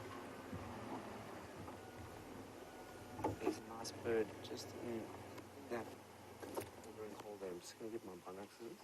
We've got some time to just go towards that female. There are some other vehicles there at the moment. So let's try and get some birds in the meantime. So that looks like another pied wagtail. We saw that this morning. Oh no, it's not. It's the three-banded plover. Three-banded plover. Looks like it's just feeding in the watering hole there. Oh no, that's the, sorry, I was looking at my binoculars there. It's the ringneck dove. Just go left there, and you'll see another bird. That's there, so now go lock in straight. And go down right, bottom right. There we go. So I couldn't look at my monitor because I was trying to determine what bird it was with my binoculars. And that is the three-banded plover. So I'm not sure if that's a new bird.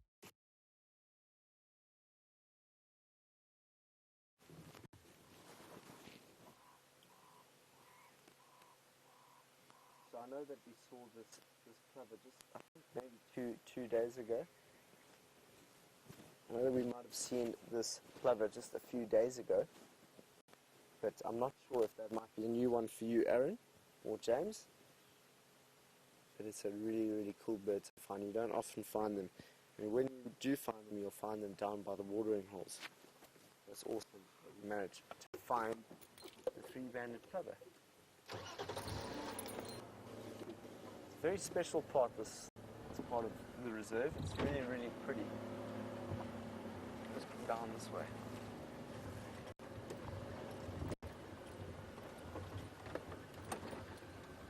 If I was an elephant, I would love to walk through here. You can actually see that elephants have walked through here at the side of the... So you can see some mud that's been rubbed off here, and specifically on these trees, just here. On the left here, you'll see mud that has been scraped off over there, and that helps them get rid of their ticks.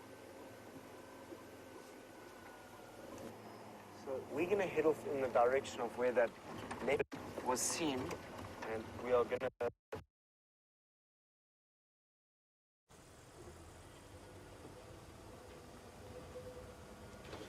So sorry about that. We seem to have found some gremlins down here in the east, but we are still on boundary patrol, checking for tracks.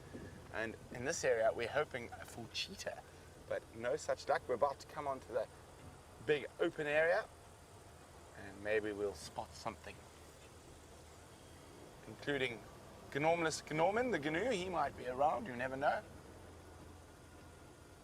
Oh, Gnormless has got some girls. Lucky man.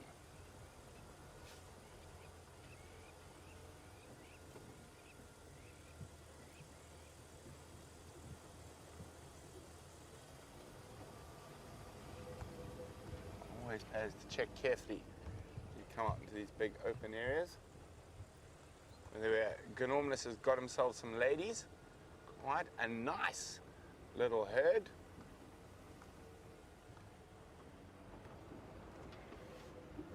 So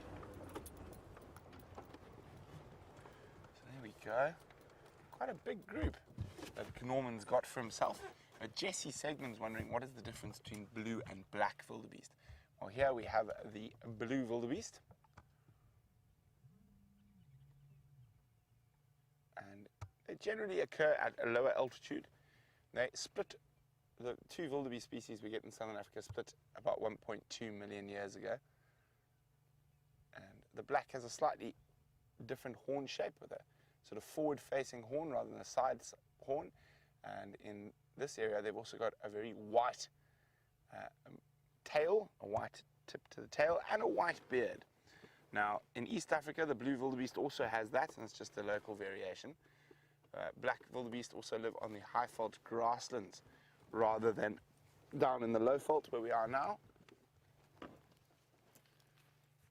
But I'm trying to see where Gnormus is, but he's been defending this patch of short grassland against other wildebeest, and defending it for this very reason, that females are attracted to areas like this.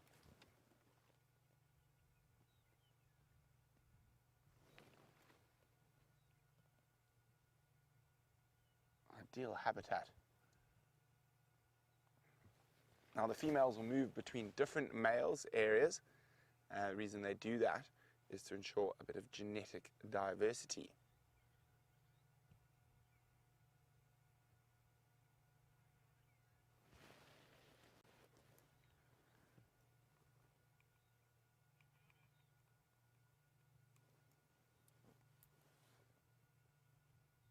Apart from the wildebeest, I can't really see too much else.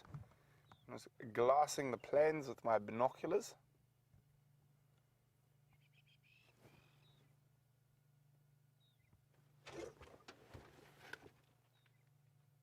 Hoping, in all hopes to spot something. Let's move a bit further forward.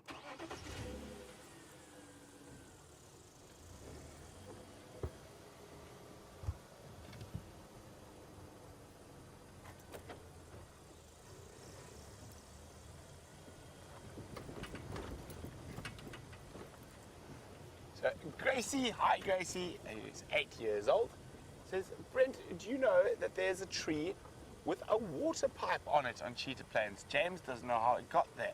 Gracie, I have no idea how it got there as well. And we're going to do a little bit of a cheat quickly. When you see a game drive vehicle driving at that sort of speed, oh, excuse me, it means they might have on their way to see something. We might be able to see it from this distance, who knows?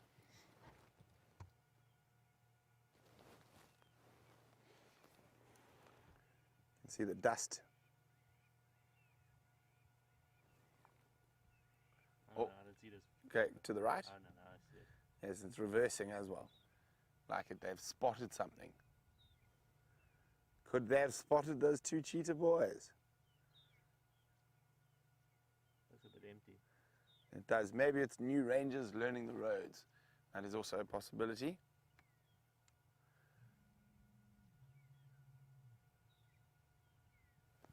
It's always worth double checking. He was going a little bit faster than you normally would on game drive, so generally when that happens it means someone's responding to a sighting.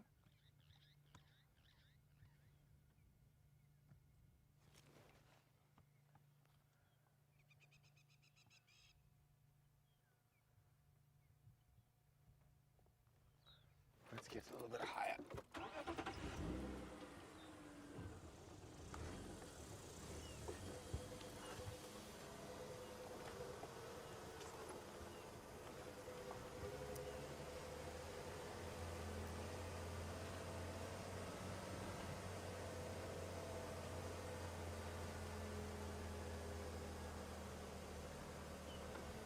So Anne's wondering, do I think the male has already mated with the females?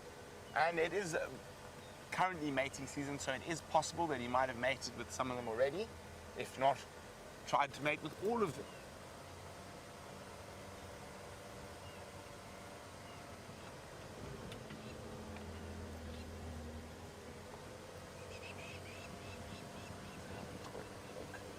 Last view. Have a look at the plains from a different angle, looking back towards there.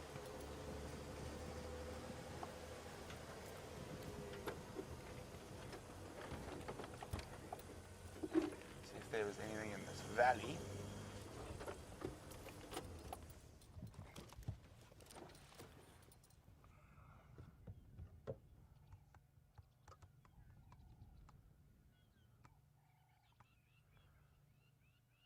So Aaron's wondering, what are the chances of seeing the Anderson male on Cheetah Plains at some point?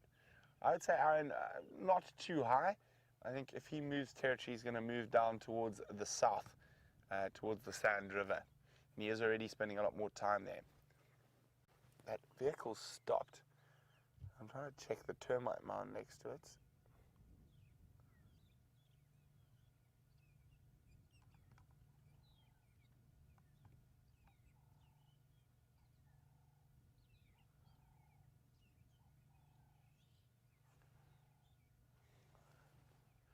I think they've spotted something. Can we see where they're looking?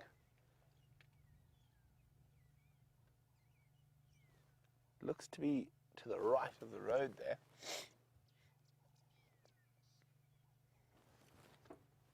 Let me just try it a little bit to the left there, towards that slightly more open area there. Go back a little bit under that tree.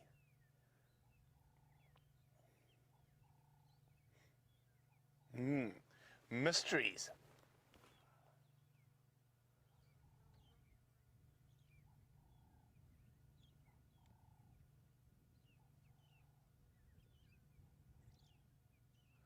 So what we're looking for, if it is cheetah, sometimes they're lying so incredibly flat, and they almost disappear, and their heads just sticking up.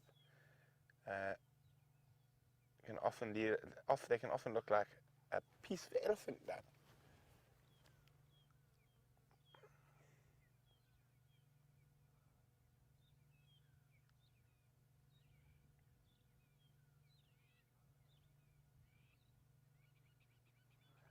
They could just be bird watching.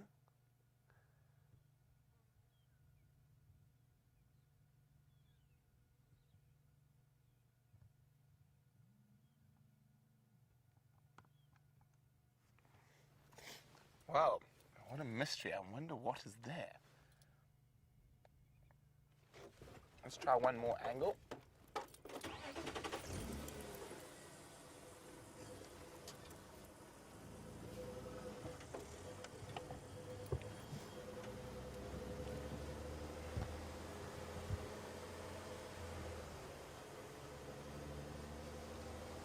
Of course, the true dead giveaway would be if a second vehicle came a-racing.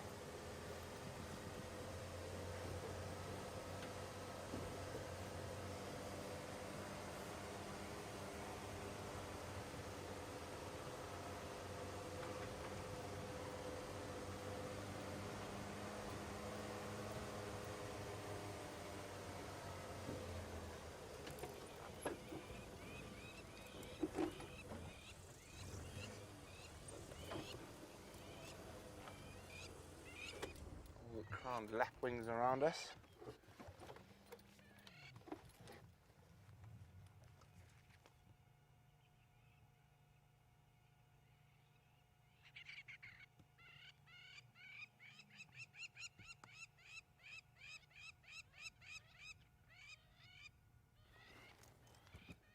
There you go, off their flutter.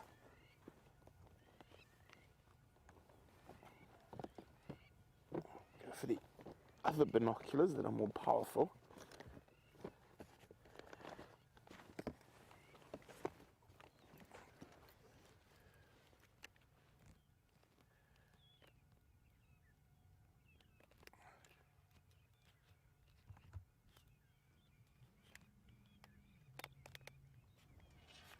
Sorry, for the more powerful binoculars now.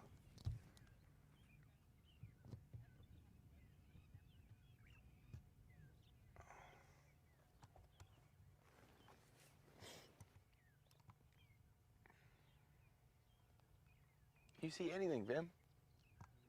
Except for the lapwings. Except for the lapwings and the wildebeest. I don't know.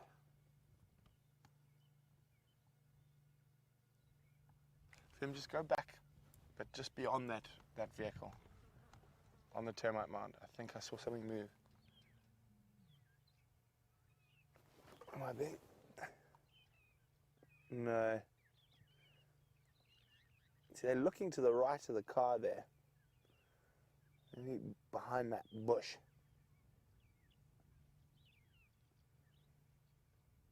Let's go left a little bit, please, Van. Looks like there's something straight through that tree and Yeah. in the corner in that hole there. Okay, we'll try a little bit more forward. Last try.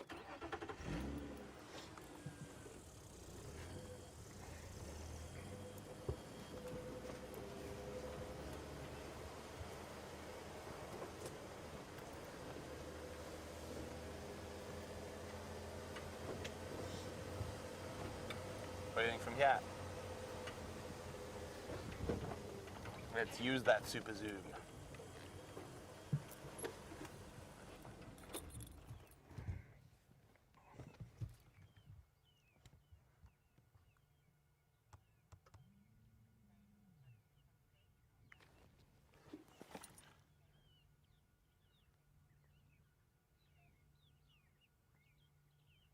Wait, what's that there on the ground? Just to the right? No, it's nothing. It's a stick. They could be bird watching. I don't think so. I think there's a cat there. What do you think, Bam? Smell a cat. I smell a cat, yeah. They're just sitting too long in the same place.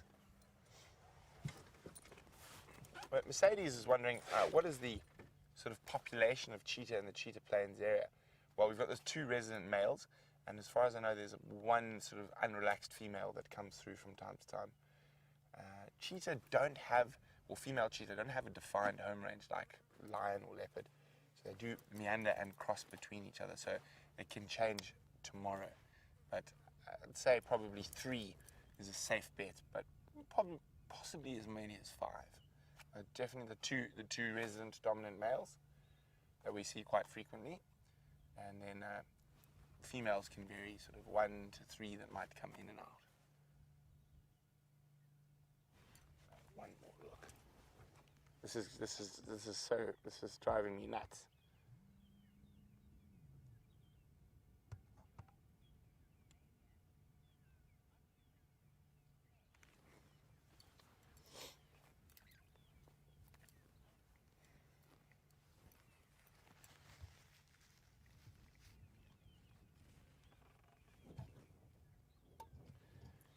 So, one of the other things we see out in these big open plains is ostrich. And Joyce in Pennsylvania is wondering, would a lion, leopard, or cheetah attempt to take down an ostrich? Joyce feels that their legs would be too strong. Well, Joyce, all 3 of them would definitely take an ostrich, and cheetah in particular are quite adept and are quite fond of eating ostriches.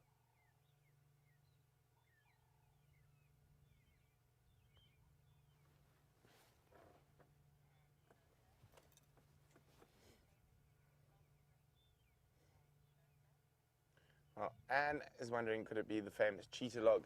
And I don't think it's a log. I think there's definitely something there. I don't think the vehicle with a guest would sit that long looking at a log, but it might be worth our while hanging around here for a bit and just waiting.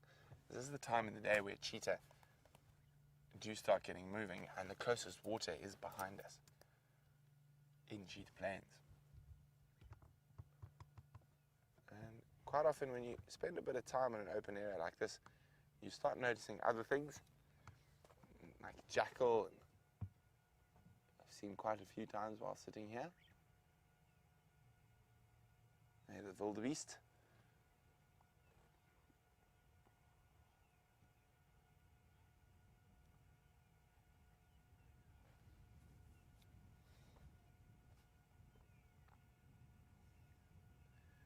So a lot of you are wondering why I haven't got on the Game Drive channel to find out what's there.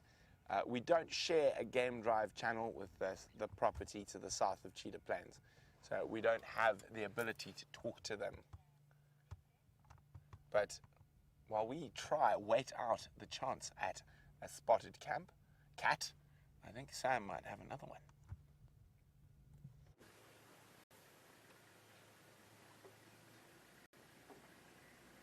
So we have managed to relocate on the female leopard here at the most western boundary of Arethusa. So thank you so much for being patient with us when I was trying to find out where to go from the other guide from Arethusa.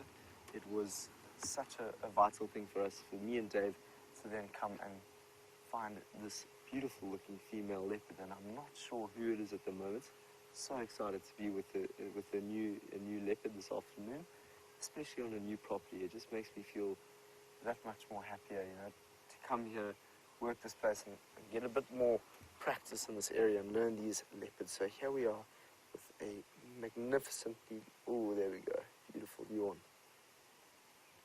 So who might you be? I'm just going to get my binoculars out. If any of the viewers out there that know maybe which female leopard this is, please let us know. Hashtag SafariLIVE. We would love to know what your thoughts are on which female they are with at the moment. I'm just going to get my binoculars and see what the spot pattern might be. This beautiful female.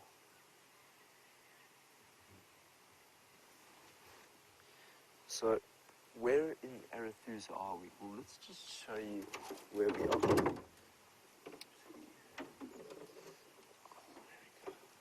So, I've got a map here for you that I can show you exactly where we are in Arethusa. So this is the map that I've been using. It's quite dirty, but for now, come down and point yourself right there.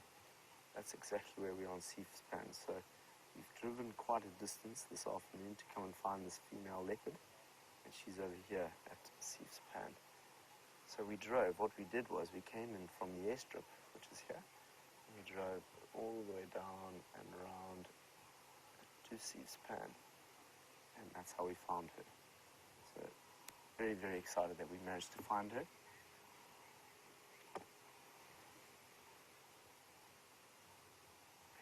Isn't she beautiful?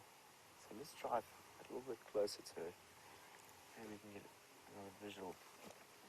These cameras are incredible. You don't even have to go closer. You can get locked in right in there and not disturb her at all from a distance.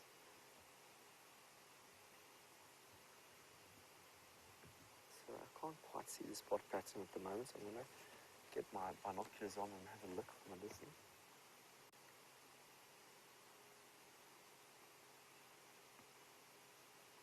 It's like a 4-spot pattern from here on the right. Let's just go a little bit closer, because then maybe Dave will be able to zoom even closer and we can get a little bit more of an affirmation of who she is. So what we're going to do is we're going to go down and then back there, so you can have a visual of her beautiful face. I'm so excited to have found a leopard. We really wanted to see a leopard this afternoon.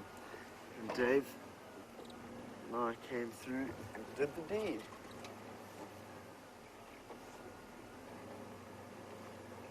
So we're just going to go down here. Hold on, everyone. We can go and find this leopard.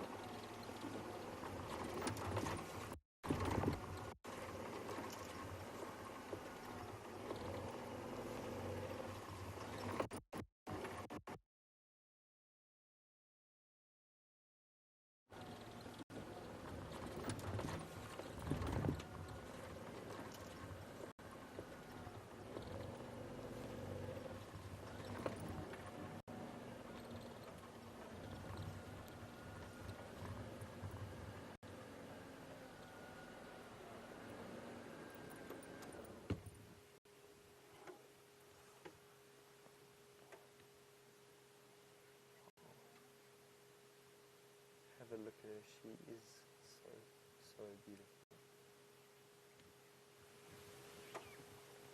So 1, 2, 3, 4 spot patterns on the right there. Hopefully she'll turn the other way and then you can get the other side. So we tell the difference between leopards by looking at the spot pattern. And if you look at the leopard's face now, you'll see 3 stripes down by the mouth, and then if you look above those 3 stripes, the last line of dots,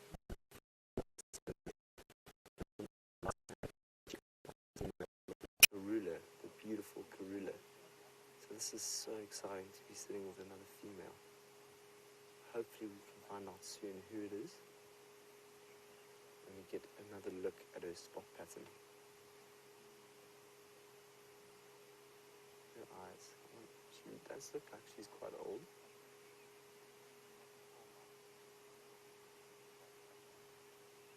There we go, wow, look at her. So it's good to be back with a leopard. It's been some time. The last I was with Karula up a tree while she was feeding on that impala, and now we're here with. The stomach seems to be quite full, so it looks like she has eaten.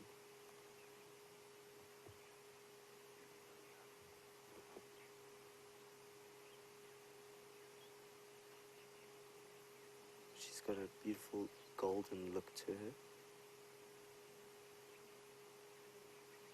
Wow, she is really, really beautiful. So it's still getting quite late in the day. We've still got quite a bit of drive left, so there's every chance that she might get up and start walking and scent marking. And I'll be so, so grateful if she did.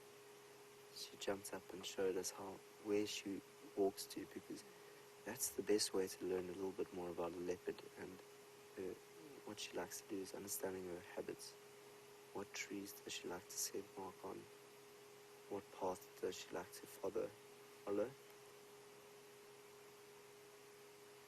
Because they all have their own kind of characteristics and personalities in terms of their territory.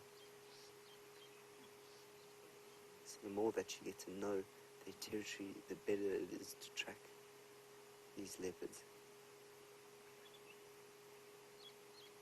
So it's actually my first leopard on Arethusa. Very, very, very cool.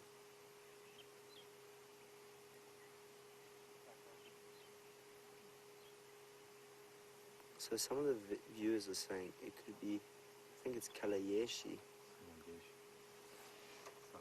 Salageshi, that's Salageshi. Ooh, there, look at that. Hello. Beautiful. Just wow. The sun, the last rays of the sun are now coming through the clouds towards the end of this day. She's going to be catching those last rays, and that's going to show you that beautiful golden look of this female leopard.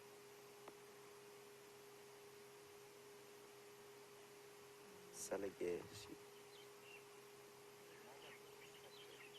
That could be you, so this could be our very first meeting with you. I haven't seen the other side of her face yet. There we go. So can we go closer there, Dave, just to have a look at that spot pattern on the other side. 1, 2, 3. I'm counting 3, so it might be 4, 3.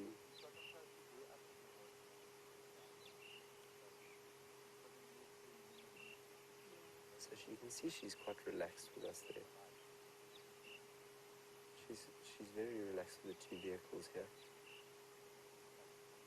So I think she gets seen quite a lot, so she's been habitualized, which means that she's been seen a lot by vehicles.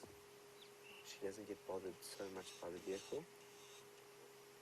Whereas if you go down towards the different boundaries, maybe the Kruger boundaries, where you don't see as many vehicles, some of the leopards there are quite skittish, which means that when they see a vehicle, they run off. And this could actually very well be the leopard that I saw, because I went tracking yesterday. I found leopard tracks yesterday. I don't know if anyone was on drive with me when I went off into the bush there to see if I can find a leopard. And I got to a termite mound. Oh, look at that. And all of a sudden I just heard something jump off onto the ground and run. And I was so sure that it was a leopard because There she goes, here she comes. Wow, look at that. So here she comes. She's going to come straight towards us.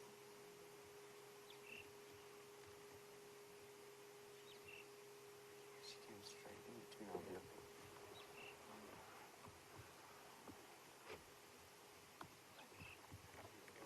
Wow, she just scent marked on her.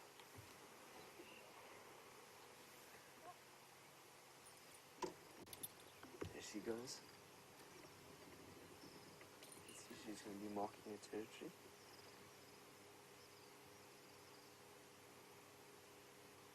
Beautiful, there she goes.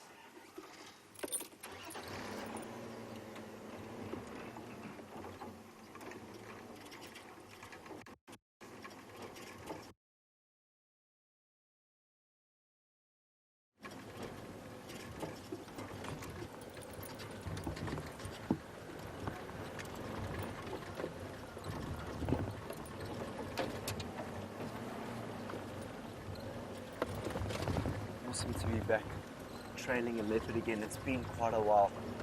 There she goes. Look how big. She's a very slender looking leopard. She looks like she's going to be crossing or scent marking, right? She's going to scent mark. There we go. That's fascinating, isn't it? Look at that. There she goes. So she might be heading in a westerly direction. I'm not sure. It's incredible. When she walked past my vehicle here, she might go to the toilet. Let's switch off there.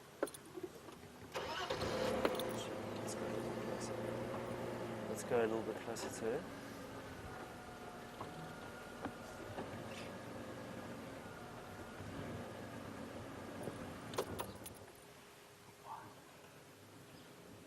So we've got another vehicle coming. I'm just going to see if I can go to the left of it.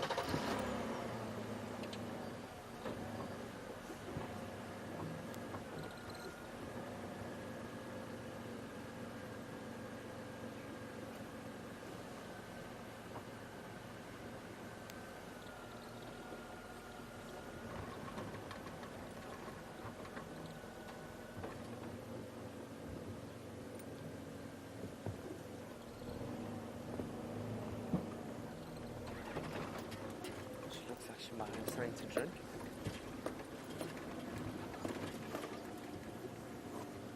There she goes. So this is where we went looking for her a little bit earlier. So she just went to the toilet. She might just head down this road here. Let's go and sit here. Let's see what she does. There she goes. So she's now heading away from our area.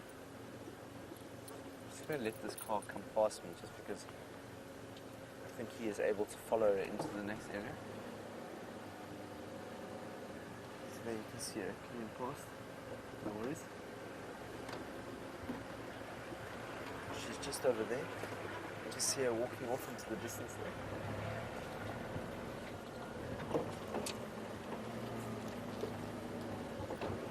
Beautiful. She's lying up. She's lying up. So she's not going to leave us just yet. Which makes me quite excited. Look at her. Wow.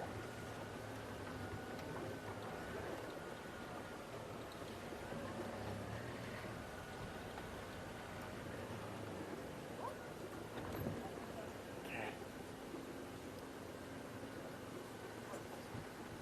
So let's get into a nice position where you can move her.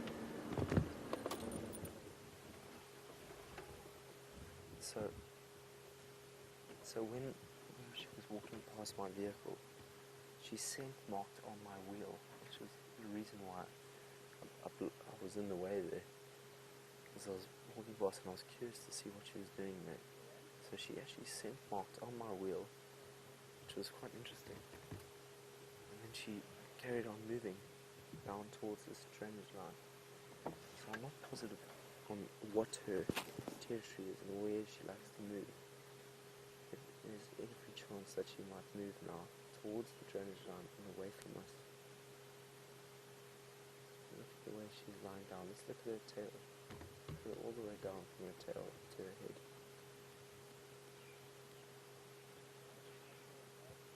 So look at rosettes coming all the way down to the tail. And just look at the end there, you'll see a little bit of white at the end of the tail there. Often when she's stalking some animal, such as an impala or a kudu or something like that, they will try and signal the antelope to show that they've been seen. So as soon as they've been seen by another antelope, they lift that tail to say, okay, we've seen you, yeah, she's off again. Okay. So we are going to stand in this position because we can't go any further down there. Because that'll be going off into another area. She's going to scent mark there.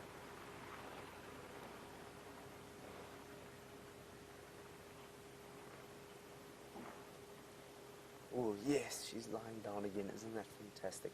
Sarah just sent me a message saying, Sam, do you think she's pregnant? Sam, she could very well be pregnant. I just thought she looked quite full. Watching. Oh no. Just the whole. Last one there.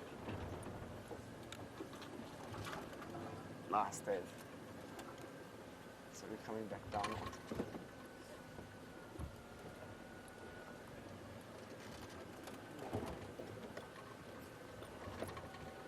So Sarah just asked, do you think that she might be pregnant?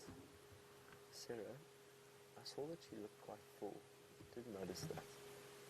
But she could very well be pregnant, and that would be really, really interesting if she was pregnant, because then we have Karula, we've got Nkanyeni who have already had cubs, but now we've got a new female that could be pregnant. That would be fascinating. So I'm going to go a little bit forward. I'd love for you to see her face a bit more. So this is literally the edge of how far we can go. I just need to check the radio.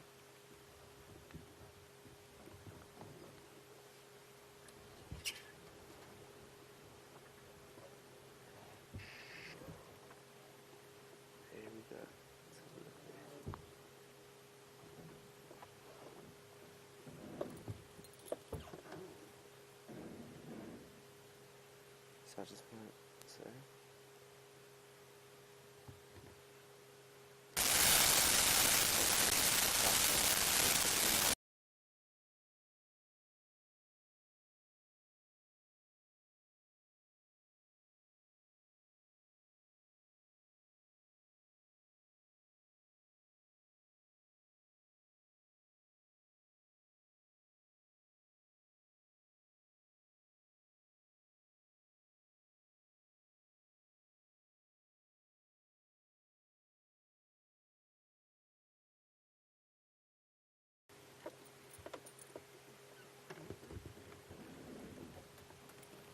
there she is. So it's just the two of us down here, which means that we can spend as much time with her as we want. There she goes. She looks like she's going to go down into the drainage line.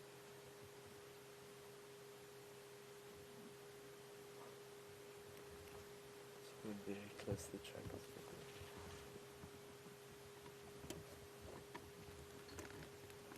So we might have to reverse. We can't go off onto that property. So she's just behind there. She's going to be lying up there. I'm going to reverse up this hill. You'll be able to see her from the distance.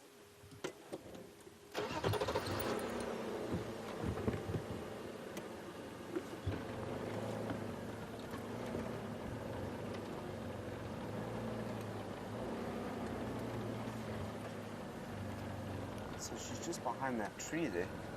So she's now not on our property anymore, but we had such an incredible sight of her.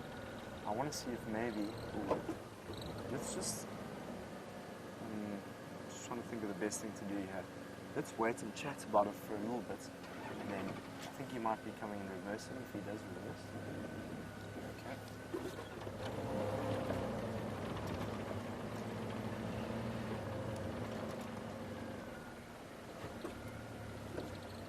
So they're going off onto the other property.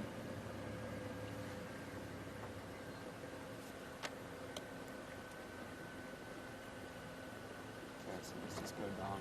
We can't go onto that property. Let's just see if we can move to a position where we can see her.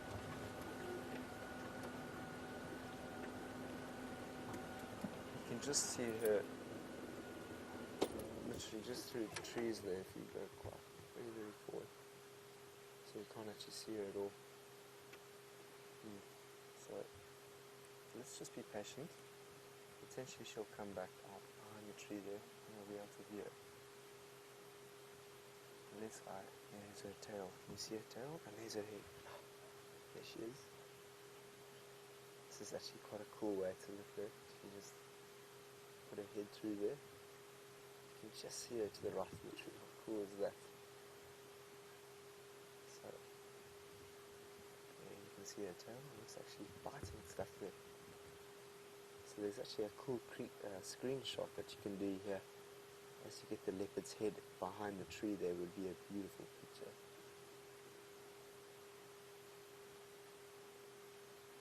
You can just see her. There, look at it. You can just see the ear, and then she's moving around. Looks like she's trying to go after some flies there or something. What is she doing? This is so cool to watch her like this. Look at it.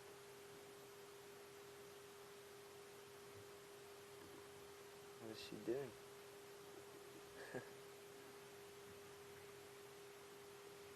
And she's off. That could be the last that we see of her. There we go.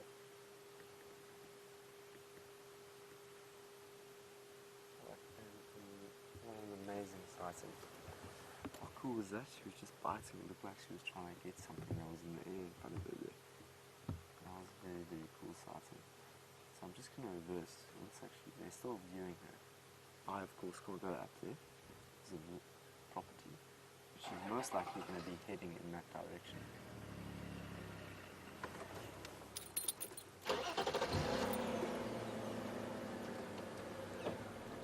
I love viewing leopards. They're just so cool to watch.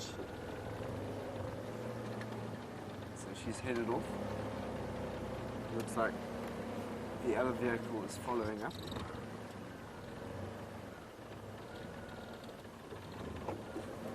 Just wondering, you know, maybe if I follow the drainage, she'll come back down the drainage line. Let's just stop here for a second. I think it's worth the wait.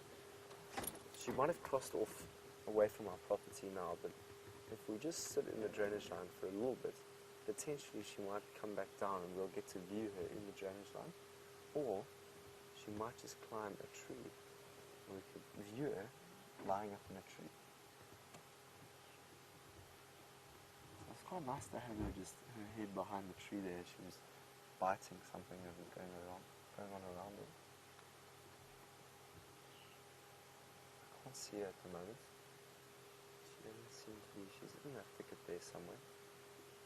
So Sarah was saying that she could potentially look quite pregnant. I quite agree with you. She did look quite large, but she also could have been quite full. So it's either that, you know, it's either that she's quite full or that she could be quite pregnant. And this is a nice, beautiful drainage line coming across her.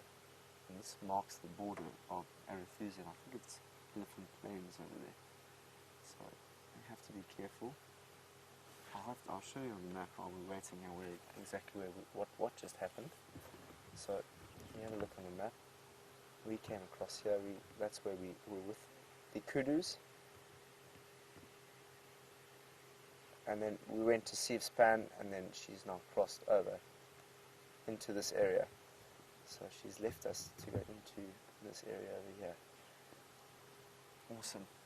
So let's link through to Brent to see how Brent's doing on the other side. Hopefully our beautiful female leopard might make its way back down into the drainage line. It's been awesome.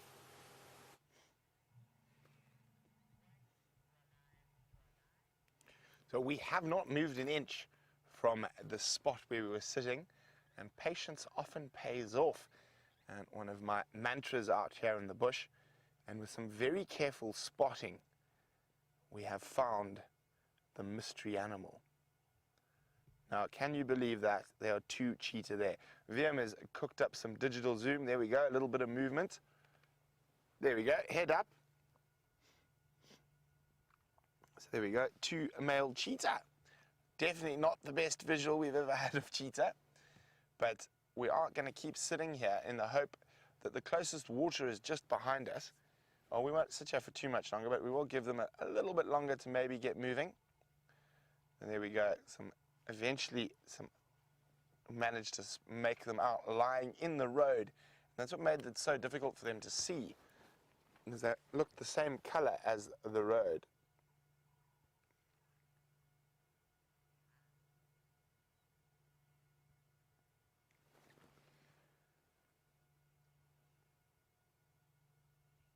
So fingers crossed they do head back up to the north where we are.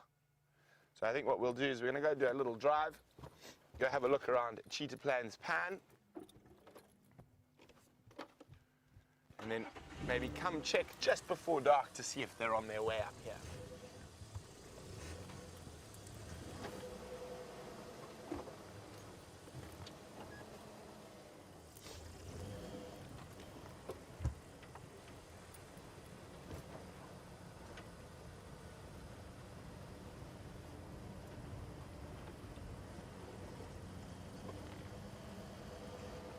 But it is still a cheetah, as VM says. We did spot them. It took us quite a while. The vehicle even drove off and it was still sitting there. There must be something there. And then the one cheetah just stood up and walked, and so fortunately we were able to spot them like that.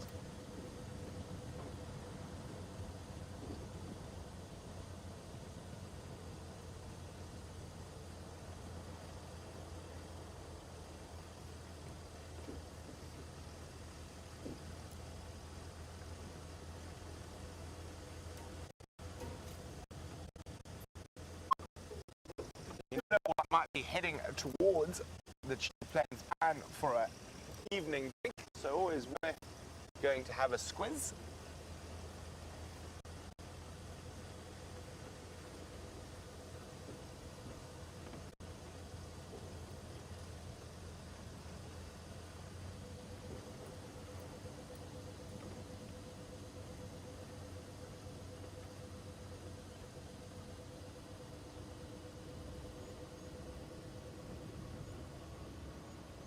Could be a nice big herd of buffalo, could be some elephants,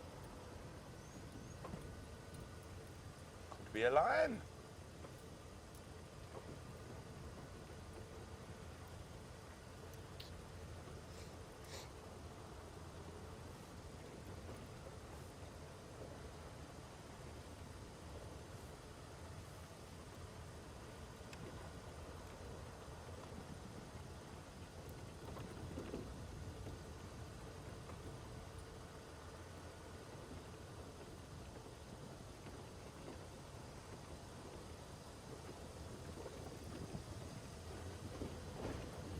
So Genevieve in New York would like to know if certain circumstances will increase allo grooming in lions, particularly lioness, and those circumstances being sort of pride takeovers, new coalition males, pregnancy, etc.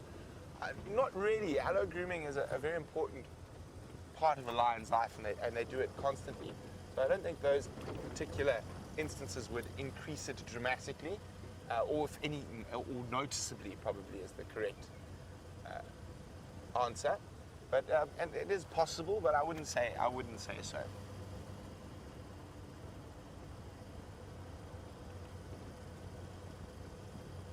So this is the closest water around for those cheetah, the Cheetah Plains Pan. Nothing else here at the moment.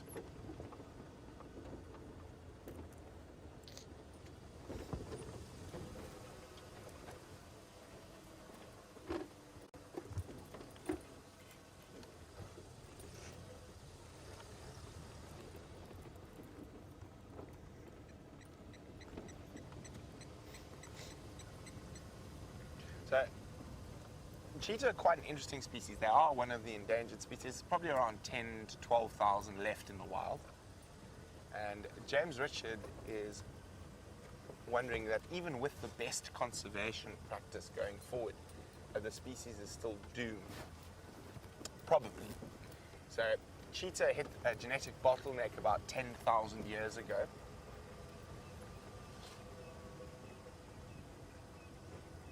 Oh, sorry, I just saw a bird there. There we go, little lesser black-winged lapwing, or a new name, Senegal lapwing. Really do like the short grasses.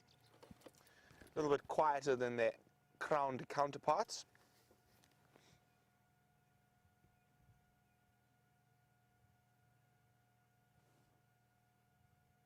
They're pretty little guys.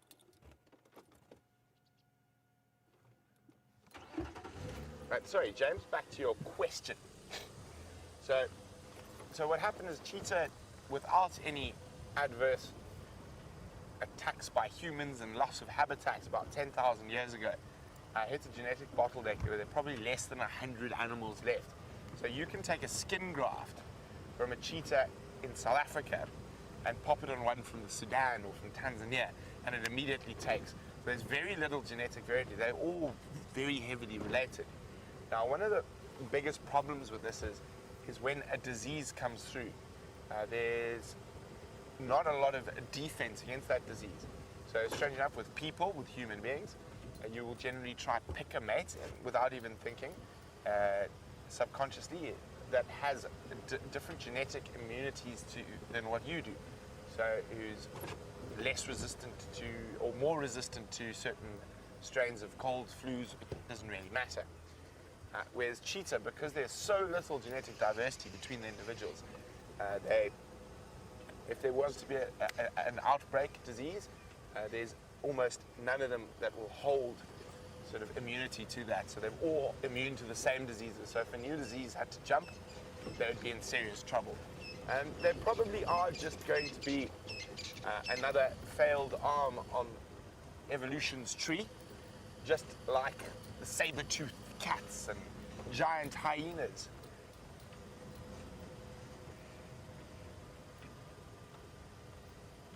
Wow. This is the biggest herd of impala I have ever seen on cheetah plains.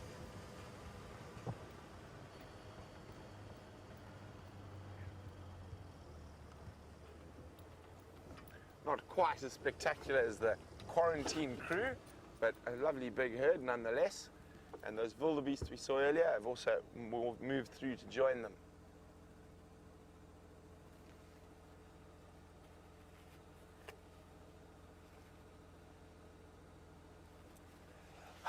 Oh, excuse me.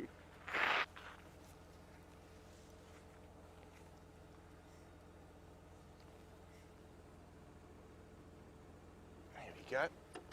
Now, we don't want to be too far away from those cheetah for too long at this time of the day. It is the crepuscular hunter's hour.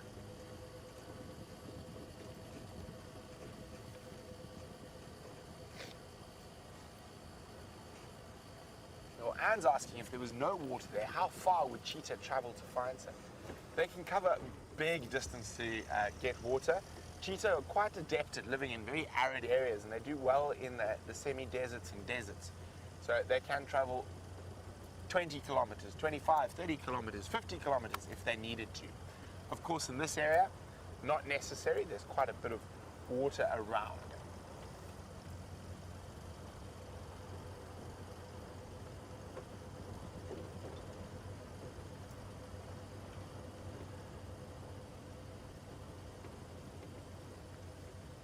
Monty's wondering when exactly is the rainy season. Well, we didn't have much of one this year, Monty, but generally from November through to early May.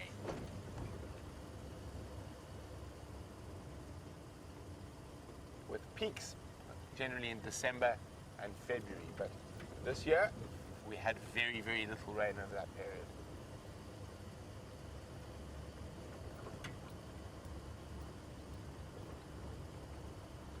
Threatened a lot, and never materialized.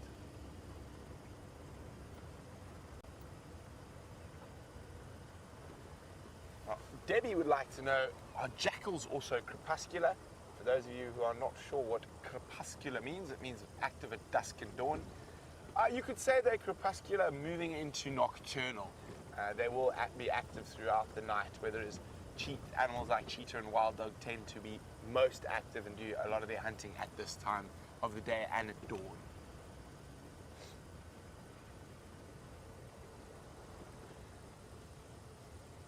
Here's the rest of the wildebeest.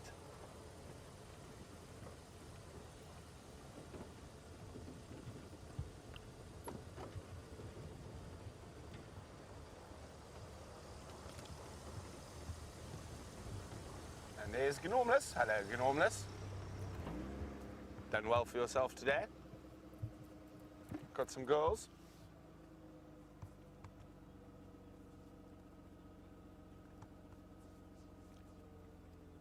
Clever boy. And you can see that little wound on his shoulder there, that's how we know it's Gnormless. And yeah, James said I must be missing my friend Gnormless. And well, it looks like Gnormless wasn't missing me. He's got a whole bunch of his own company.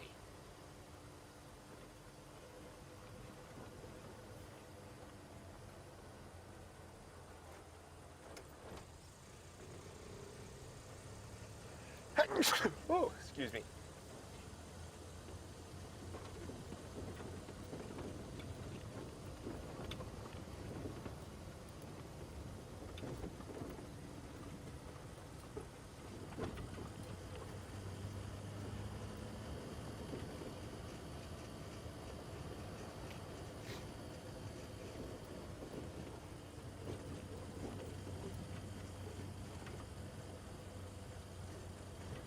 Okay, we're heading back up to the high ground where we could go. Should be able to see them if they haven't moved. If they have, I'll have to keep a sharp lookout. To the right slightly, Liam. They're still there. They haven't moved an inch.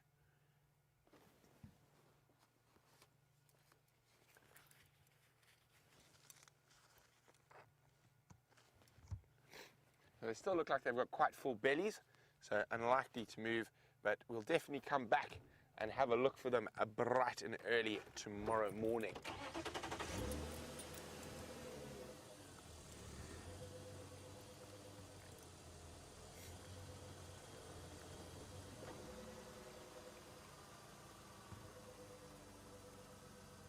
Sorry, just want to listen to the game drive there for a second.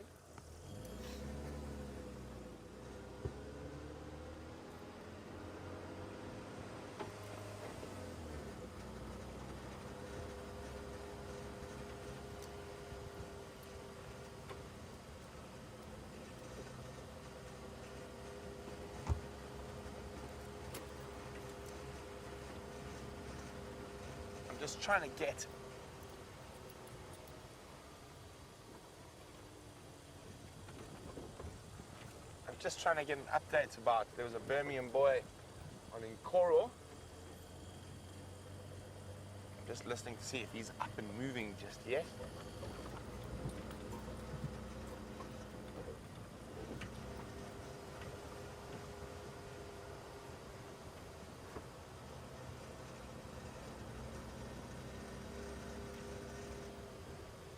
So Boundary Patrol got cut a bit short today. We didn't make it the full way round, but we did get sidetracked by some wonderful elephants and buffalo, and of course the pixelated cheetah in the distance.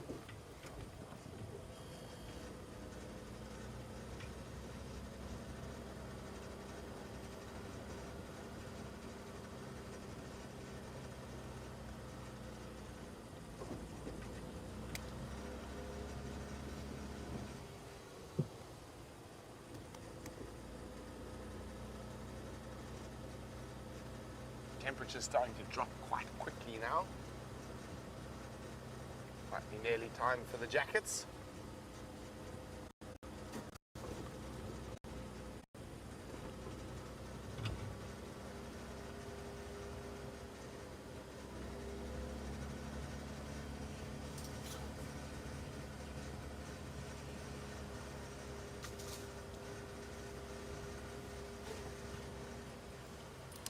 Leah is 9 years old. Welcome on safari with us, Leah.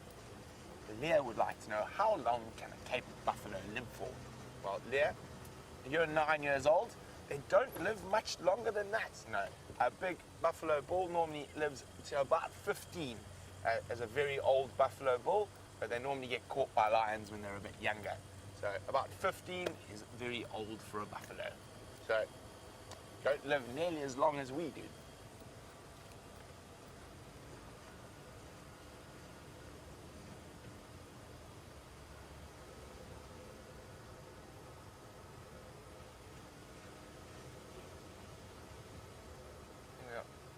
Slowly meander towards 3 in a row pan.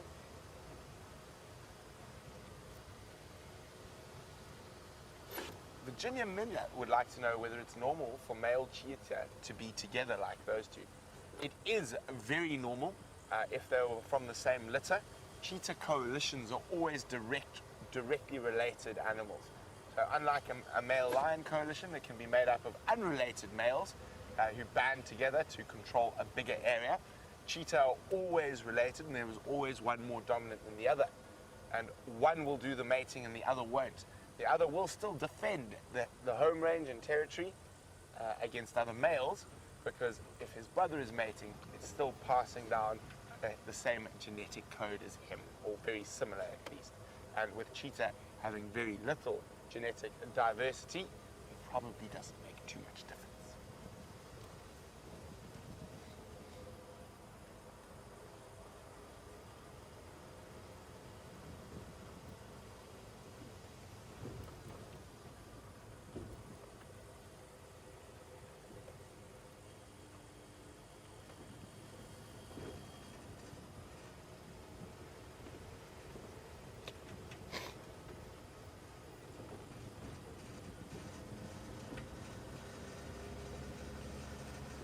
We're going to start slowly making our way back towards the west.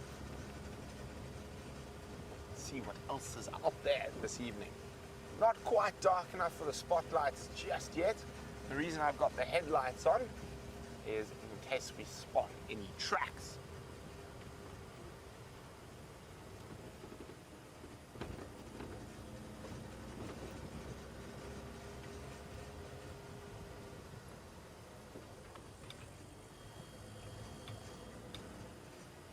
Kathy Ward is wondering what happens to the bush babies during the day. We only see them in the trees at night. Well, Kathy, they are nocturnal, so they only really come out at night. During the day, they sleep in little nests that they make in hollows in the trees. I'm just going to pop my scarf on. It's getting a bit chilly.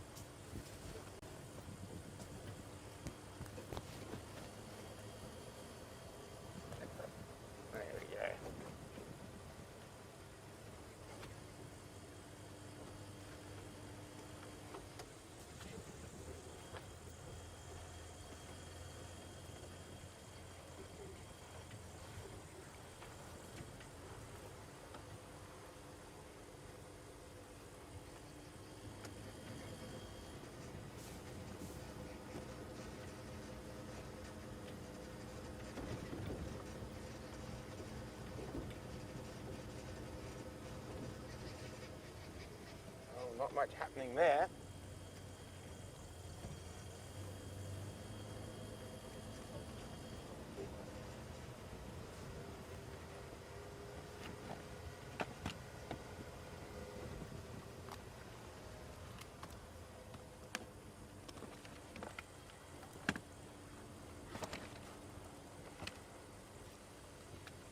Just get my spotlight ready for when we need it.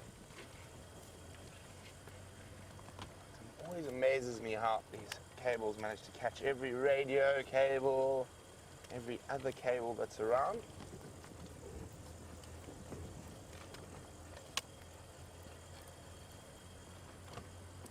There we go.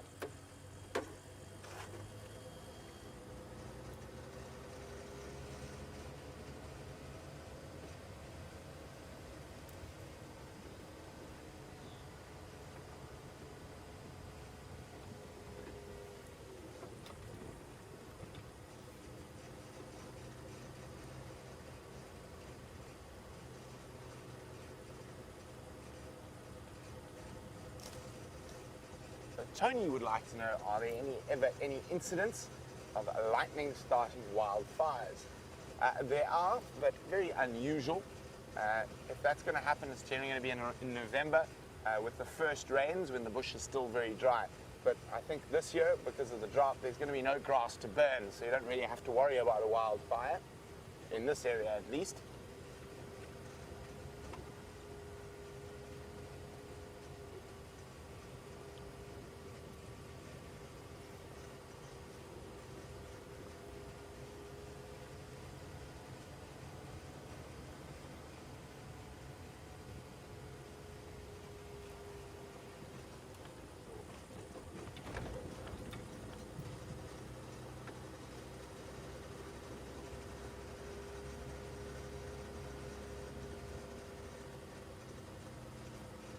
So I heard 3 in a row pan is now dry, and that doesn't mean it still won't be a nice thoroughfare for a lot of animals. It's on a main a lot of main paths for the animals to walk down, so always worth having a squiz.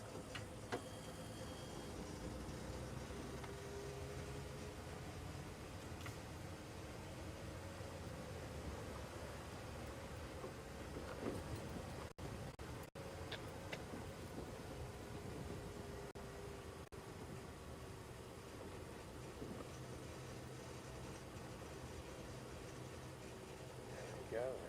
No, just down there. Down there.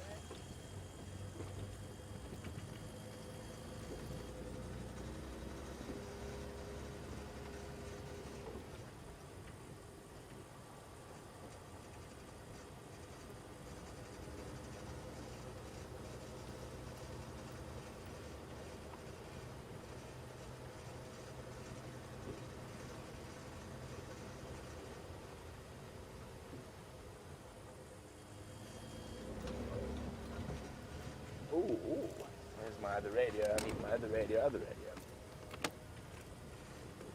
So for confirm it's going to cross into CP and down.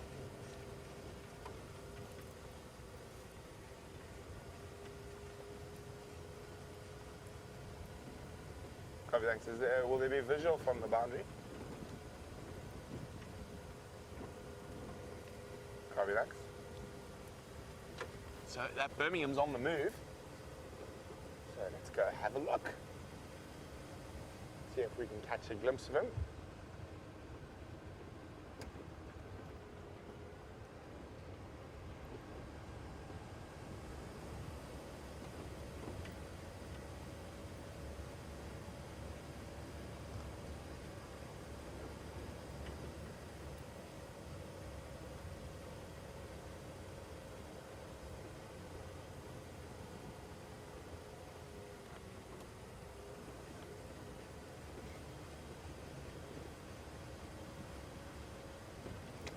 So we did check through that area earlier today, but that lion was lying up quite far to the north where we couldn't see him from the boundary.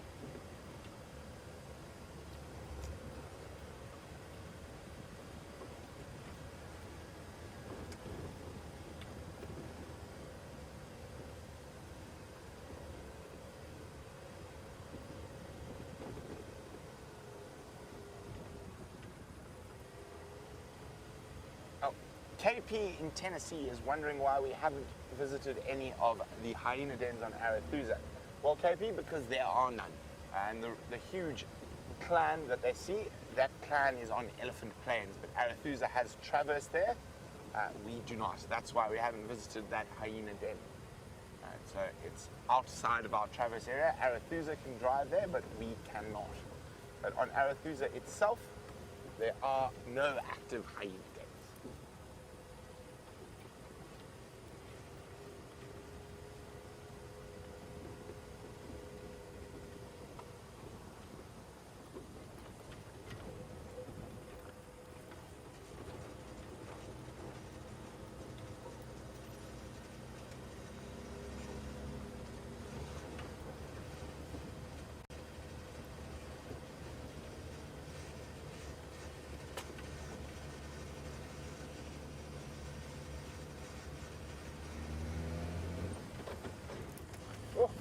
Getting a bit nippy.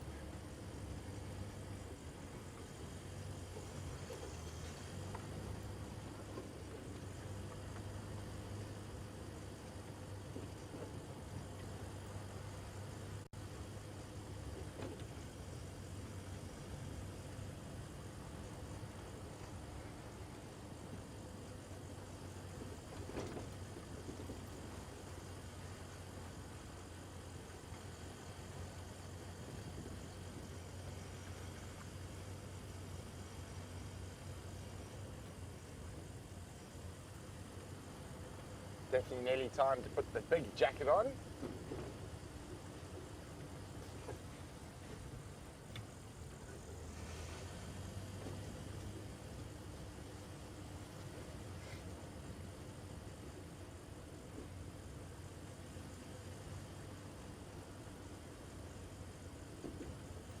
So we're on our way to try see one of those Birmingham boys.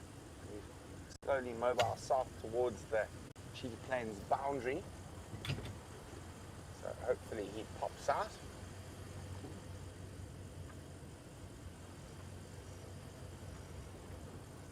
And while we're on our way there, looking for bush babies, nightjars, owls, any other nocturnal critters, genets, civets, serval, caracal that might pop out.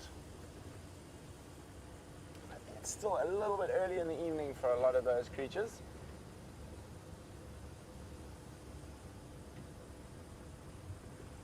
They like it to be properly dark. Oh, there's a nightjar. Oh, he's off. Oh. So we don't shine the spotlight on diurnal animals. That's why I turned my lights off. There was kudu crossing the road.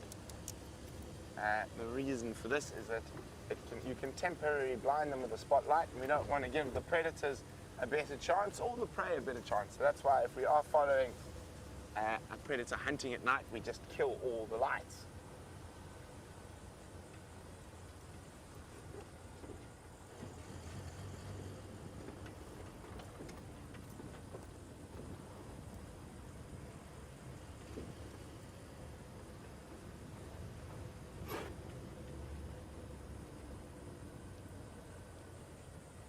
Copy, thanks very much. Whereabouts on Kalkol? How far from the beginning of CP Open?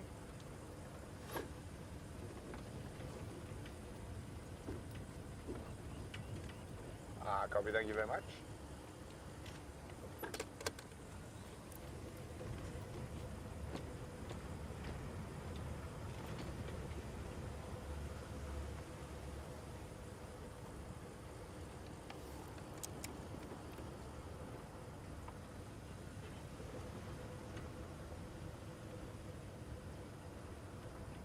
There we go.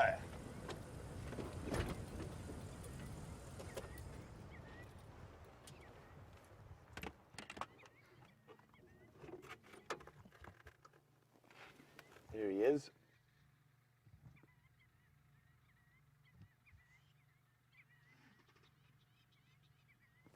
One of the Birmingham boys walking across the open plains.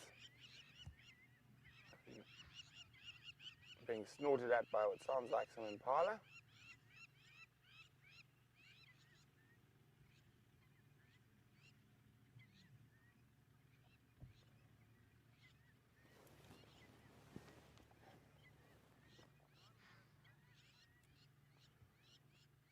Difficult to see which Birmingham boy from this distance.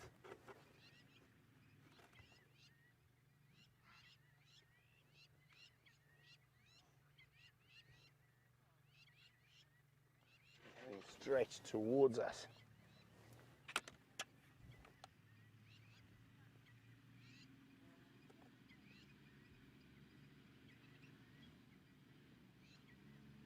There you go, Brent. I told you. What Yeah, did you tell me? Cheetah and lion. Oh, we've seen cheetah and lion. Okay.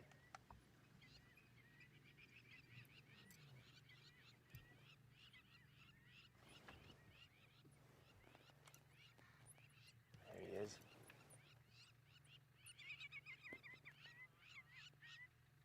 He's probably heading straight towards the Cheetah Plains pan for a drink. Hopefully for the cheetah they decide they only want to drink later. There you go, scent mark on its way.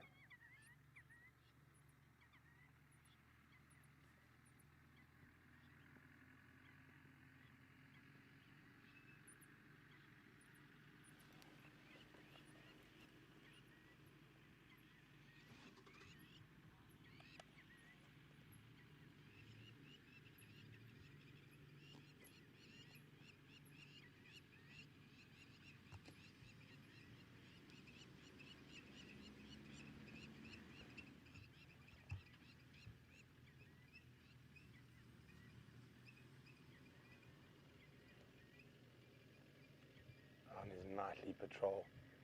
I know that, as far as I know, the other 3 Birminghams are in Torchwood.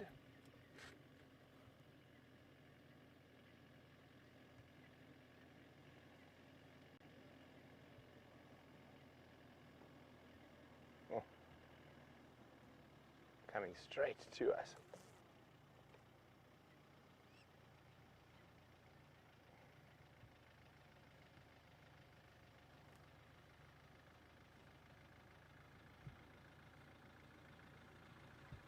Oh, you oncoming?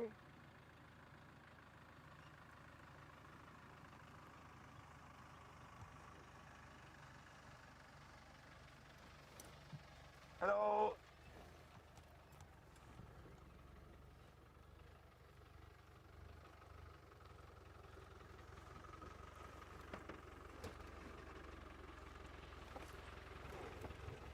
Have you heard anything from Final Control?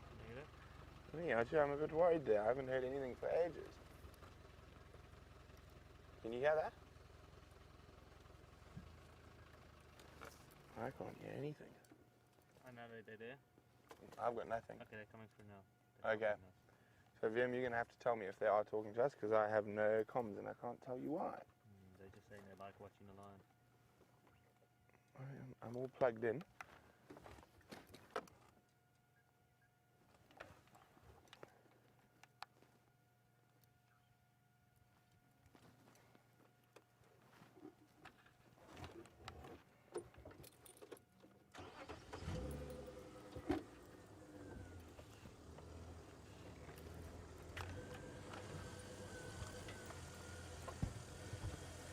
So it seems like I've lost all communication at the moment, so bear with me for a second while I try to figure out what's going on.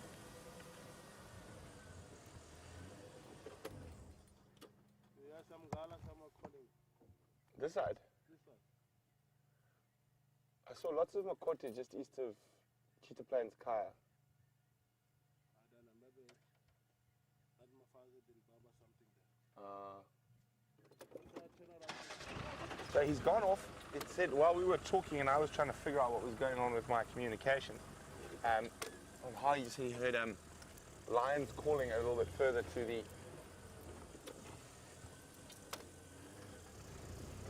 the west, and the male has changed his mind and he's heading straight off into the bush.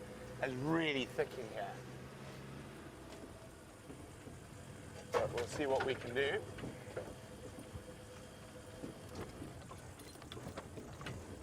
Oh, it seems like I have got my communications back.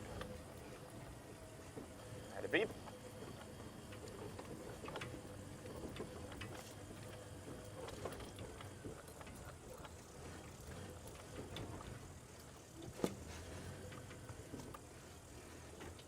Miss Lobo Bob would like to know, how do I know it is a Birmingham boy?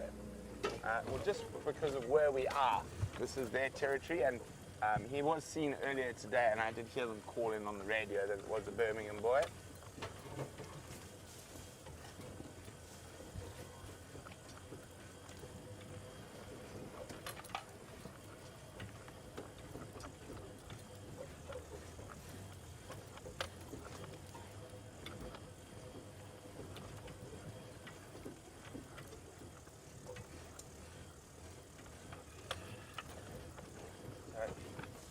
Getting a bit thick. I need to find a way through. Yeah. Oh, bush baby. Got him, Jim?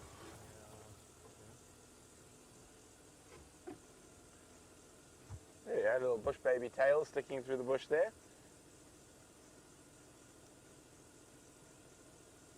Hey, little guy. We're looking for lions though, sorry.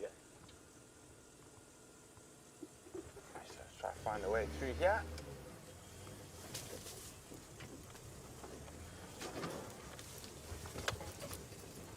How are we then?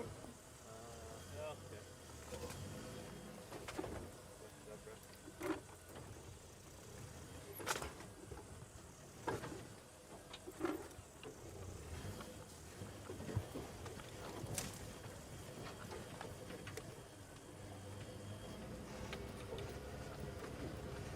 Just across the next road, going straight through the bush again.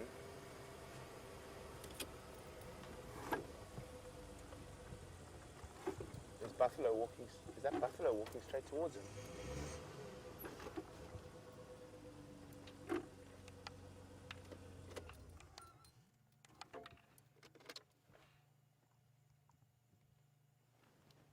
It looks like there's a clump of vinyari just in front of him.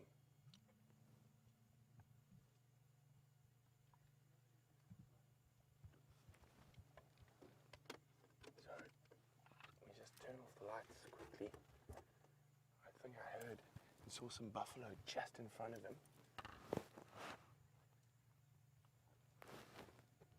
They were walking straight towards him.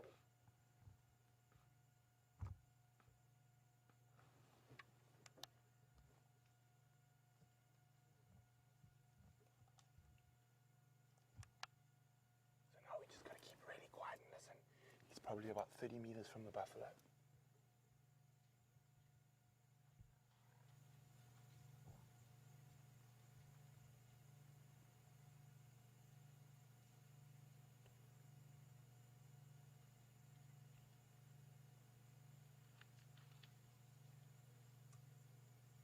Maybe that's what he heard that made him change his direction.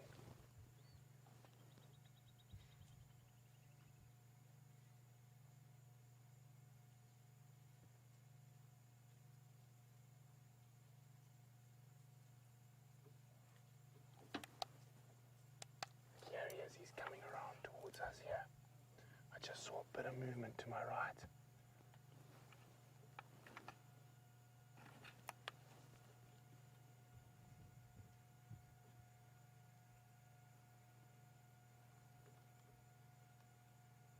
So he's just behind the spotlight here.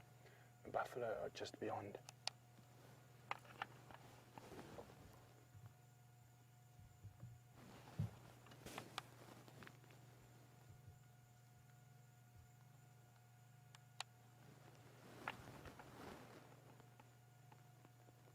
Did look like he could definitely eat.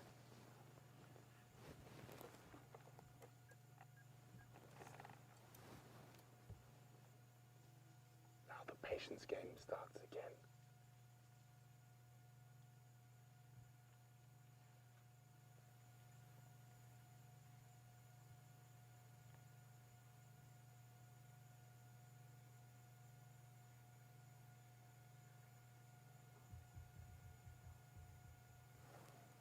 We do apologize about the dark screen, but we don't want to interfere in the hunt.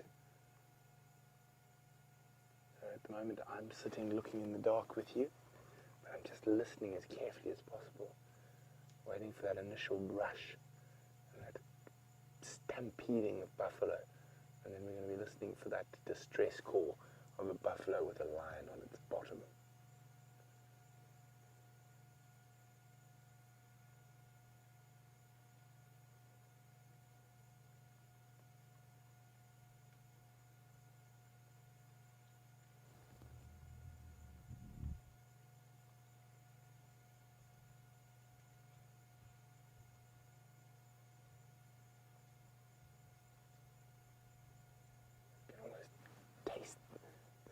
Anticipation in the air.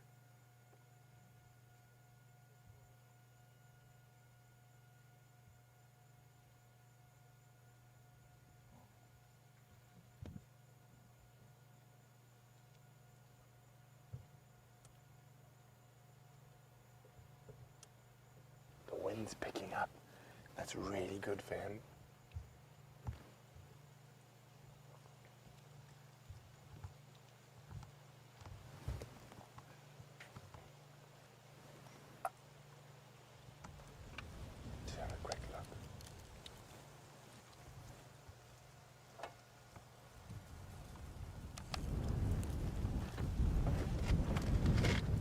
The strong winds just started.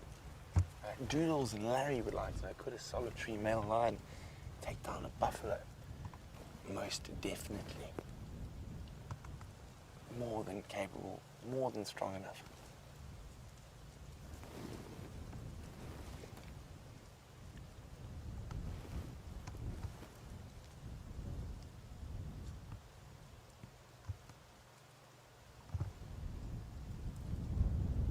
the strong wind's going to just aid him. It's just picked up now.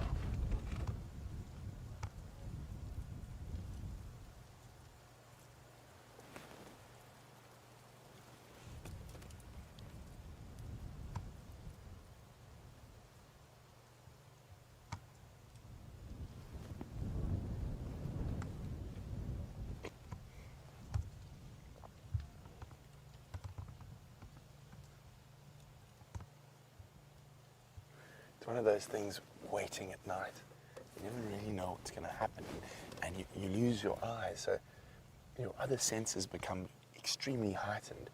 But we're probably going to wait a little bit longer. We'll extend for a little bit just to listen. Have a quick squeeze.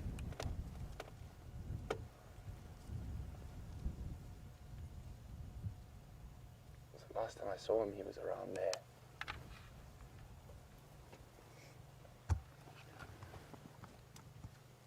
But now it's the waiting game.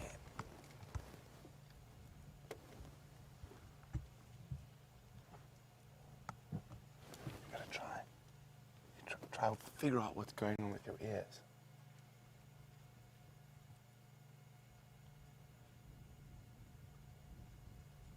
I think the other vehicle can see him because they just popped their spotlight down again. So they might be able to see him. Or not. We'll see now.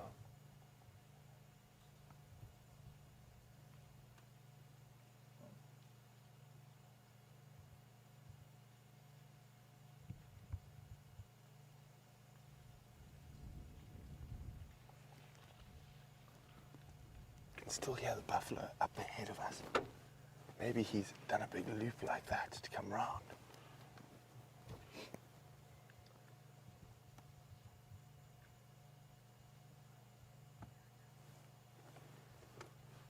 So we have extended. We're going to wait a few more minutes. Just listen carefully.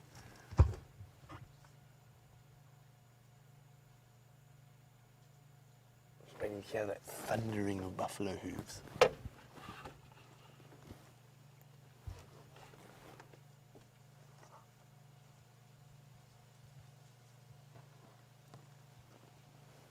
Quite difficult with this wind now and all the dry leaves rustling.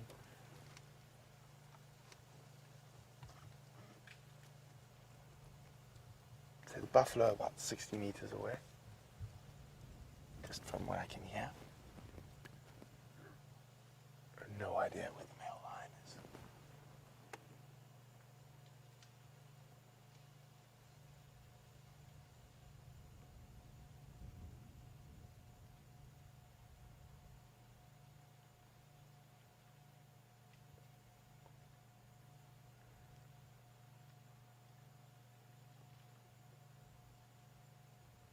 Now, if he's heard the females already make a kill or something like that, he might just bypass the buffalo herd. You never know. That's one of the tricky things about following at night without night vision. Yeah.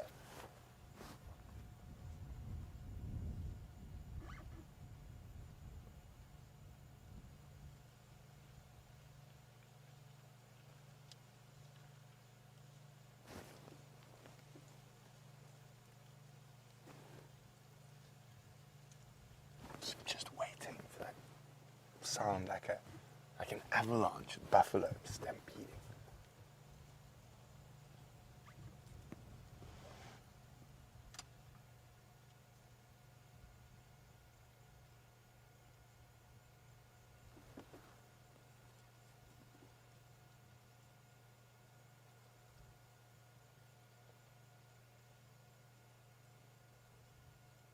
Yeah, the buffalo.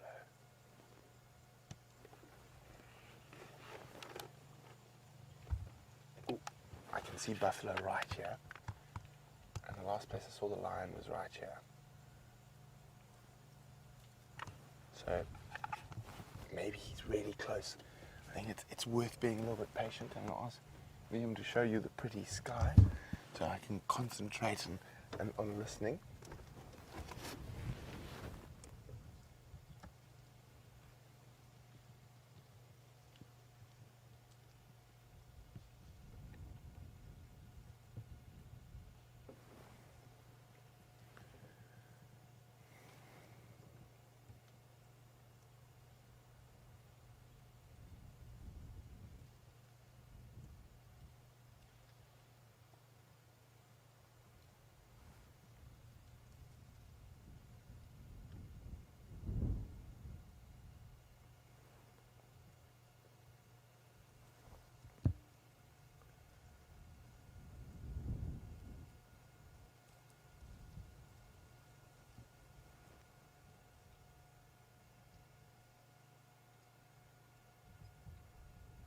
once we hear that stampede, it's pandemonium.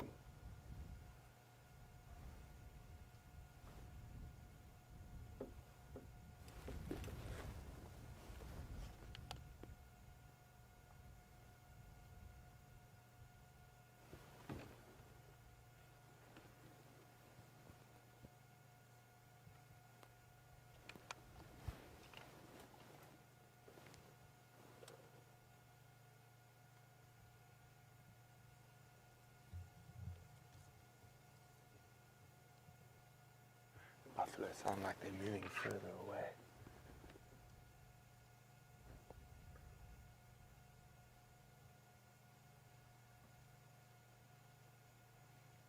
The thing is, we have no idea where that line is now.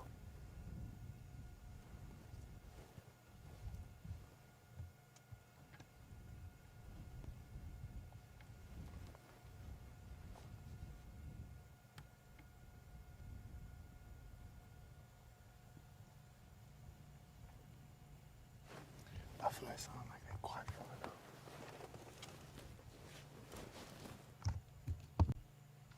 The last place we saw that line was just slinking off.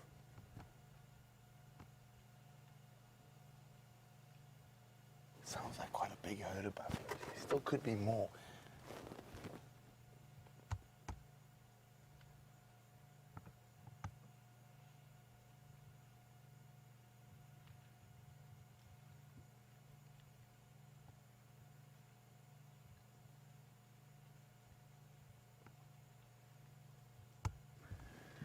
Oh, it's one of those things about being in the bush. Quite a lot of it's a waiting game.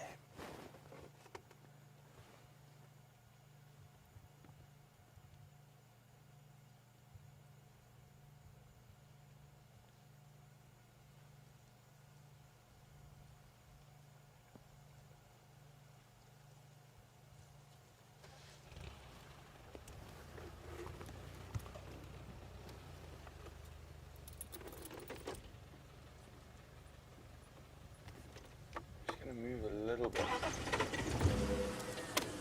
With the lights off. Just have a quick flash with the spotlight every now and then. See if we can see anything.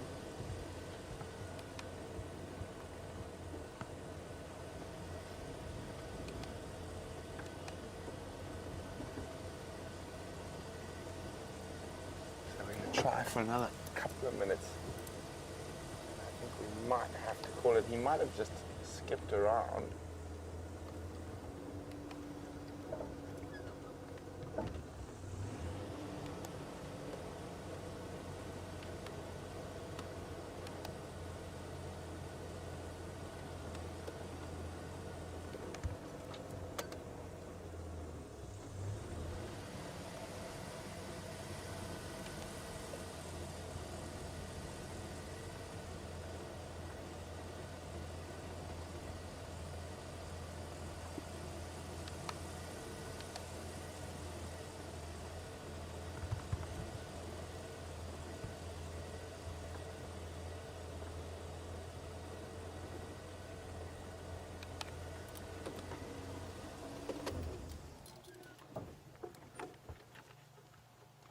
What we're doing is moving closer to where the buffalo might be because we can hear them.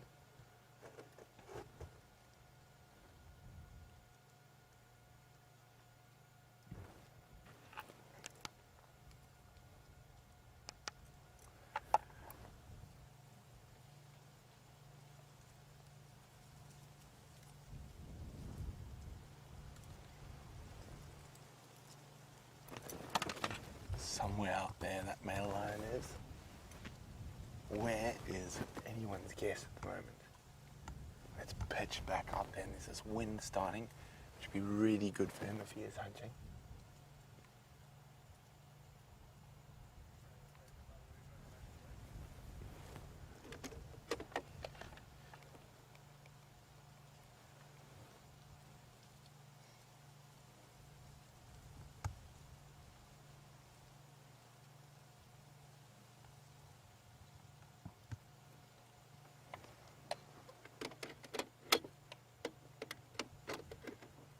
wonder if he's confused us all and decided to. Nah, he's not interested in the buffalo. He knows where a free meal is.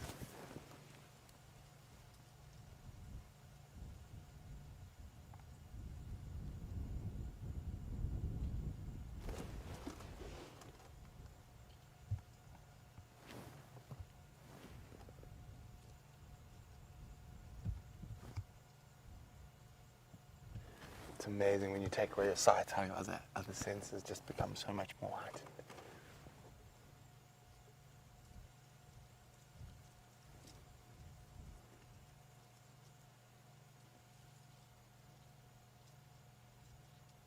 Every little rustle of a leaf.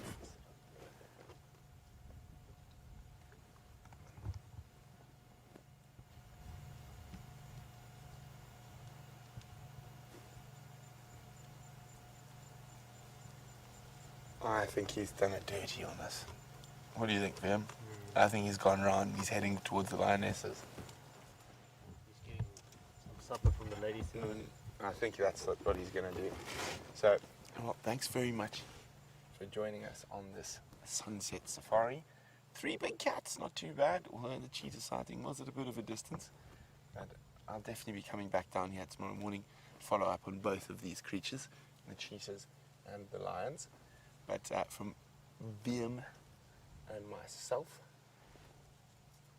it's been exciting. Vim and I always love finding big cats and love having you on the back, and thanks for all the questions.